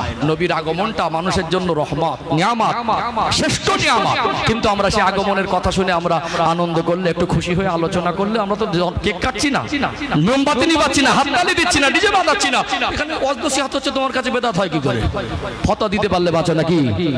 তোমার বৌমা বাড়ি এসে দুদিন পরে সংসার থেকে আলাদা হয়ে যাবে, গ্রামের চারটে মানুষকে জান্নাতে নিয়ে যাবে, বলতে পারবে? আরে বলতে পারবে? ও সিরিয়াল খতম করছে, কোরআন শরীফ খতম করা বাদ দিয়ে। ওই বৌমা আসলে আনন্দ করলে বেদাত হয় না। নবী এসে পৃথিবীতে ইসলামের আলো ছড়িয়ে গেছে, নবী এসে মানুষ শান্তির পথ পেয়েছে, জান্নাতের সার্টিফিকেট পেয়েছে, নবীর জীবনে আলোচনা করলে তোমার কাছে বেদাত হয়? চুনোপুটির কথা কান দেবেন না, অল্প ভাষায় বুঝিয়ে দিলাম। কথা বুঝতে পেরেছেন? ভাষায়, ভঙ্গিতে, আলোচনা, শব্দ চয়নে কষ্ট লাগলে ক্ষমার নজরে দেখবেন। আমি আক্রমণ করে অভ্যস্ত না, কাউকে ছোট করার চিন্তাধারা নিয়ে আমি বলি না। মাঝে মাঝে কিছু মানুষের অজ্ঞ মাথা মোটাদের বাঁদরামি দেখে জাতির ভিতরে ফাটল ধরায়, কষ্ট লাগে, মাঝে মাঝে বলে ফেলি। তারপর আমি বলবো আপনি আমার একটা ভাই, আপনার যেটা ভালো লাগে ওটা করুন, আমাকে যেটা ভালো লাগে করতে দেন। জাতির ভিতরে ঐক্য থাকবে ইনশাআল্লাহ। মাসলাক যার যার, ইসলাম সবার, যেটা ভালো লাগে করুন, তবে বেশি জ্ঞান দিতে আসবেন না। দাদা হুজুর পীর কেবলা রাহমাতুল্লাহ আলাইহি বাংলার মানুষকে হেদায়েতের পথ থেকে গিয়েছেন। আজকে যাদেরকে বেদাতি বলে তাদের গায়ে ঘাড়ে দোষ চাপাতে চাইছেন, যেদিন তোমার বাপ দাদা পূর্বপুরুষ ধুতি আর লুঙ্গি পরে ঘুরতো, ধুতি পরে এই জামানার মোজাদ্দেদ বাংলা জমিন থেকে সেরেকার বেদাতের উৎখাতের সঙ্গে ময়দানে নেমেছিলেন। কথা বুঝতে পারছেন না? আজকে তাদের ঘাড়ে চাপাচ্ছ।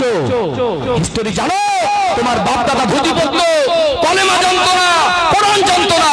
দাদা হুজুর পীর কেবলা, পাঁচ হুজুর কেবলার অবদান। আর জলসা দিচ্ছ, জলসাটাও করছে, এটা দাদা হুজুর কেবলারই অবদান। জোরে বলুন, আল্লাহ ওয়ালাদের অবদান। আল্লাহর ওলিদের কথা বলে তোমাদের লাজ্জে চুলকোনা বেড়ে যায়, দুটো একটা সিট জিন খেয়ে ঘুমিয়ে পড়ো। আল্লাহ আমাদের জাতির ভিতরে ঐক্য দান করেন। যে সমস্ত ফিতনা করে, ফিতনাবাজদের আল্লাহ হেদায়েত করেন। আমরা দোয়া করি, বলেন আল্লাহুম্মা আমিন। কষ্ট পেলেন? আজকের মতো সমাপ্ত করলাম। একটু কম আসি আপনাদের এলাকার দিকে, বিশেষ কারণ আছে, কারণটা নাইবা বললাম, একটু কম আসি, কারণ আছে। ব্যস্ত মানুষ, প্রচন্ড চাপের মধ্যে থাকতে হয়। আমি এখন নিজেকে বক্তা বলে মনে করতে পারি না। বক্তার যে কোয়ালিটি থাকা দরকার, যোগ্যতা থাকা দরকার, আল্লাহর ভয় থাকা দরকার, যে জ্ঞান থাকা দরকার, আমার ভিতরে কিচ্ছু নেই। তারপরে আল্লাহ দুটো কথা বলায় ভালোবেসে চেষ্টা করি হক কথাগুলো মানুষের কাছে তুলে ধরার। ভালোবেসে আমাকে ডেকেছেন, এই ভালোবাসা আল্লাহ কবুল করেন। নবী দিবসটা প্রত্যেক বছর হবে না বন্ধ করে দেবেন? কি মুখ বন্ধ করছেন কেন? হবে না বন্ধ করে দেবেন? কদিন হবে? এক বছর হয়ে বন্ধ হয়ে যাবে না কিয়ামত পর্যন্ত হবে? কারা কারা পক্ষে আছেন হাত তোলেন তো দেখি।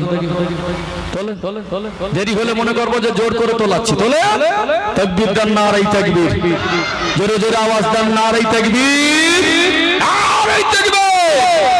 বিন্দাখালী মাসপুকুর গ্রামবাসী বৃন্দ, এই মাহফিলের কমিটির সাহেবান, বিশ্ব নবী দিবস, নারায়ে তাকবীর। হবে তো ইনশাআল্লাহ? আমরা তো সারা জীবন বাঁচবো না, আমরা দোয়া করে যাচ্ছি, আমাদের ছেলেরা, আমাদের পরের জেনারেশন, নাতি পোতারা কিয়ামত পর্যন্ত তারা করবে। লাভ কি হবে? তাদেরকে দিনের কথা শোনানোর মজলিস হবে। লাভ কি হবে? এখানে বসে 2 ফোঁটা চোখের পানি ফেলবে, এই 2 ফোঁটা চোখের পানি আল্লাহ ওর জন্য নাজাতের ওসিলা করে দেবে। লাভ কি হবে?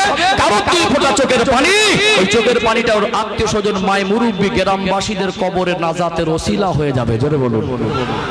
এখানে বসে মানুষ চোখের পানি ফেলে গোনা মাফ করছে, তোমার কাছে বেদাত লাগছে। আর কথা মনে বুঝতে পারছেন না? তাহলে মজলিস দরকার আছে না নেই? আজকে দোয়া তো মাই মুরব্বীদের জন্য হবে না? হবে না? একদিন আমরা থাকবো না, সেদিন দোয়া লাগবে না? আমরা তো করছি, আমাদের জন্য কে করবে? পরিবেশ বাঁচাতে হবে, তারা আমাদের জন্য দোয়া করবে। আলহামদুলিল্লাহ, আপনাদের এই মাদ্রাসা, এটা আপনাদের মাসপুকুর বিন্দাখালী গ্রামের মানুষের গর্ব। নিয়ামত পেয়ে শুকরিয়া আদায় করুন। আমার মেজলা হুজুর পীর কেবলা রহমাতুল্লাহ আলাইহি, মুফতি আজম, কত বড় আল্লাহ জবরদস্ত আল্লাহ ওলি ছিলেন। তানারি কলিজার টুকরা ছোট ছেলে আল্লামা নুরুদ্দিন সিদ্দিক রহমাতুল্লাহ আলাইহি, তিনিও ইন্তেকাল করেছেন। আমি নিজে তানা সোহবাতে বসে, তানার মজলিসে বসে আমি নিজে কানে শুনেছি। মেজলা হুজুর পীর একটা ঘটনা বলছিলেন। বলল, মেজলা হুজুর পীর কেবলা বসে আছেন একাই, চোখটা বন্ধ করে, কিন্তু একটা মিষ্টি হাসি দিলেন। পীর আল্লামা নুরুদ্দিন সিদ্দিক হুজুর কেবলা বলছেন, মানে মেজ হুজুরের ছোট ছেলে। তো আস্তে আস্তে গিয়ে জিজ্ঞাসা করলেন যে, আব্বাজান, আপনি হাসলেন, আপনাকে হাসিটা দেখে মনে হলো আপনি কাউকে দেখে হাসছেন, তো আপনি কিসের জন্য হাসছেন? তো তখন নুরুদ্দিন হুজুরকে মেজলা হুজুর কেবলা বলছেন, বাবা, আমি তো বেঁচে আছি, কারোর কাছে বলে বেরিও না। আমি নুরুদ্দিন এই ফুরফুরা জমিনে বসে স্বপ্নে স্বপ্নে নয়, ঘুমের ঘরে নয়, আমি আমার এই চোখ দিয়ে আল্লাহ রসুলের চাঁদ মুখটা বসে বসে দেখতে পাচ্ছি। জোরে বলুন। জোরে বলা যাবে না? একটু কলিজা ভরে হয় না? নারে তাকবীর! কি চোখ আল্লাহ তানাকে দিয়েছিলেন। বললে একবার দুবার নয়, আমি ঘুমের মধ্যে নয়, স্বপ্নের মধ্যে নয়, আল্লাহ আমার রাসূলের এই পূর্ণিমার চাঁদের চমকানো চেহারাটা আমি আবু জাফরকে ফুরফুরায় বসে বসে আল্লাহ আমাকে বহুবার দেখিয়েছে। জোরে বলুন। কি জীবন ছিলেন। তানারই নামের মাদ্রাসা, মাদ্রাসাটা একটু সাজাতে গোছাতে হবে না? কি মনে হয়? সাজাতে গোছাতে হবে না? তানার নামের মাদ্রাসা, রুহানি দোয়া পাবেন আপনারা। আজ অনেক উন্নত, সেই অভাব আর মানুষের নেই। নিয়ত করেন দেবেন কে? আল্লাহ। একটু গিরিলটা না হলে কিরকম লাগে না? ভাইরা, কমিটি ভাইরা বলছিলেন আমাদের সভাপতি সাহেব, গিরিল দরকার নাকি? গ্রিল দরকার। গ্রিলটা হবে তো ইনশাআল্লাহ নাকি? হবে না ইনশাআল্লাহ? বলেন। একটু সাথ দেবেন, দান তোলার সময় অন্তত সবাই একটু সাথ দেবেন। বেশি সময় লাগবে না, অল্প টাইমে হয়ে যাবে। এক একটা গ্রিলের খোপ কটা আছে ভাইজান? গ্রিলের কটা খোপ? ওই যে গ্রিলের কটা খোপ?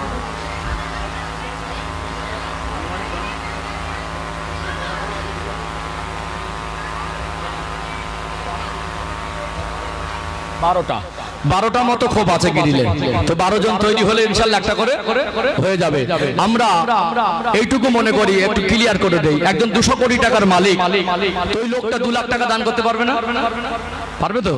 আর একজন 2000 টাকার মালিক, সে 2 লাখ টাকা পারবে? সে 20 টাকা পারবে না? 20 টাকা পারবে। যে 20 টাকা দিয়েছে কাকে ভালোবেসে? আল্লাহকে, নবীকে ভালোবেসে। আর যে 2 লাখ টাকা দিয়েছে সেও আল্লাহকে, নবীকে ভালোবেসে। দান যদি আল্লাহর উদ্দেশ্য হয় তবে কবুল হবে। তো দিল দুজনেই আল্লাহর জন্য। তাহলে একজন 200 কোটি টাকার মালিক, ও 2 লাখ টাকা দিয়ে আল্লাহকে রাজি করেছে। একজন 2000 টাকার মালিক, ও 20 টাকা দিয়ে আল্লাহকে রাজি করেছে। এটা শ্রেষ্ঠ একটা নিয়ামত। ছেড়ে বলুন। গরিব হলো একজন কোটিপতি 2 লাখ টাকা দিয়ে আল্লাহকে রাজি করে, একজন গরিব মানুষের 20 টাকা আল্লাহ রাজি হয়। জোরে বলুন। তো এই জন্য ভালো কাজ করতে গেলে নসিব লাগে, আল্লাহ রেজামন্দি হাসিল করতে গেলে নসিব লাগে। আগামী বছরে যদি বছরে গ্রিল লেগেও যায়, আপনি টাকা নিয়ে ঘোরেন যে একটা গ্রিলের খোপ আমি দেবো, সেদিন আর লাগানোর জায়গা থাকবে না। আপনার স্মৃতি থাকবে, মরে গিয়ে কিয়ামত পর্যন্ত কবরে শুয়ে সাদগায়ে জারিয়া আর নেকি পাবেন। আসেন কোন ভাই, একজন তৈরি হন, দ্বিতীয় জন আল্লাহ তৈরি করে দেবেন, তৃতীয় জন, চতুর্থ আল্লাহর পক্ষ থেকে তৈরি হবে। কোন একজন আল্লাহর আশিক বান্দা আছেন, নবীর প্রেমিক আছেন, কোন একজন মানুষ একটা গ্রিলের খোপ দেবেন। একজন হাত তোলেন। প্রথমে একজন বলেন একটা গ্রিলের, এক খোপ গ্রিলের পয়সা দেবো। একটু আসেন বাবাজি, কষ্ট দিচ্ছে, একটু আসেন, মোসাফা করবো, আপনাকে একটু কষ্ট দেবো। আর কেন মোসাফা করছে সেটাও ক্লিয়ার হয়ে যাবে ইনশাআল্লাহ। একটু আপনার সঙ্গে মোসাফা কেন করছে? আমি যেতাম, কিন্তু পরিবেশটা আমার গিয়ে আসতে আবার আপনার সঙ্গে একটু মোসাফা করবো। হাত তুলেছেন একজন? বলেন প্রথমে একটা গ্রিলের খোপকে দেবেন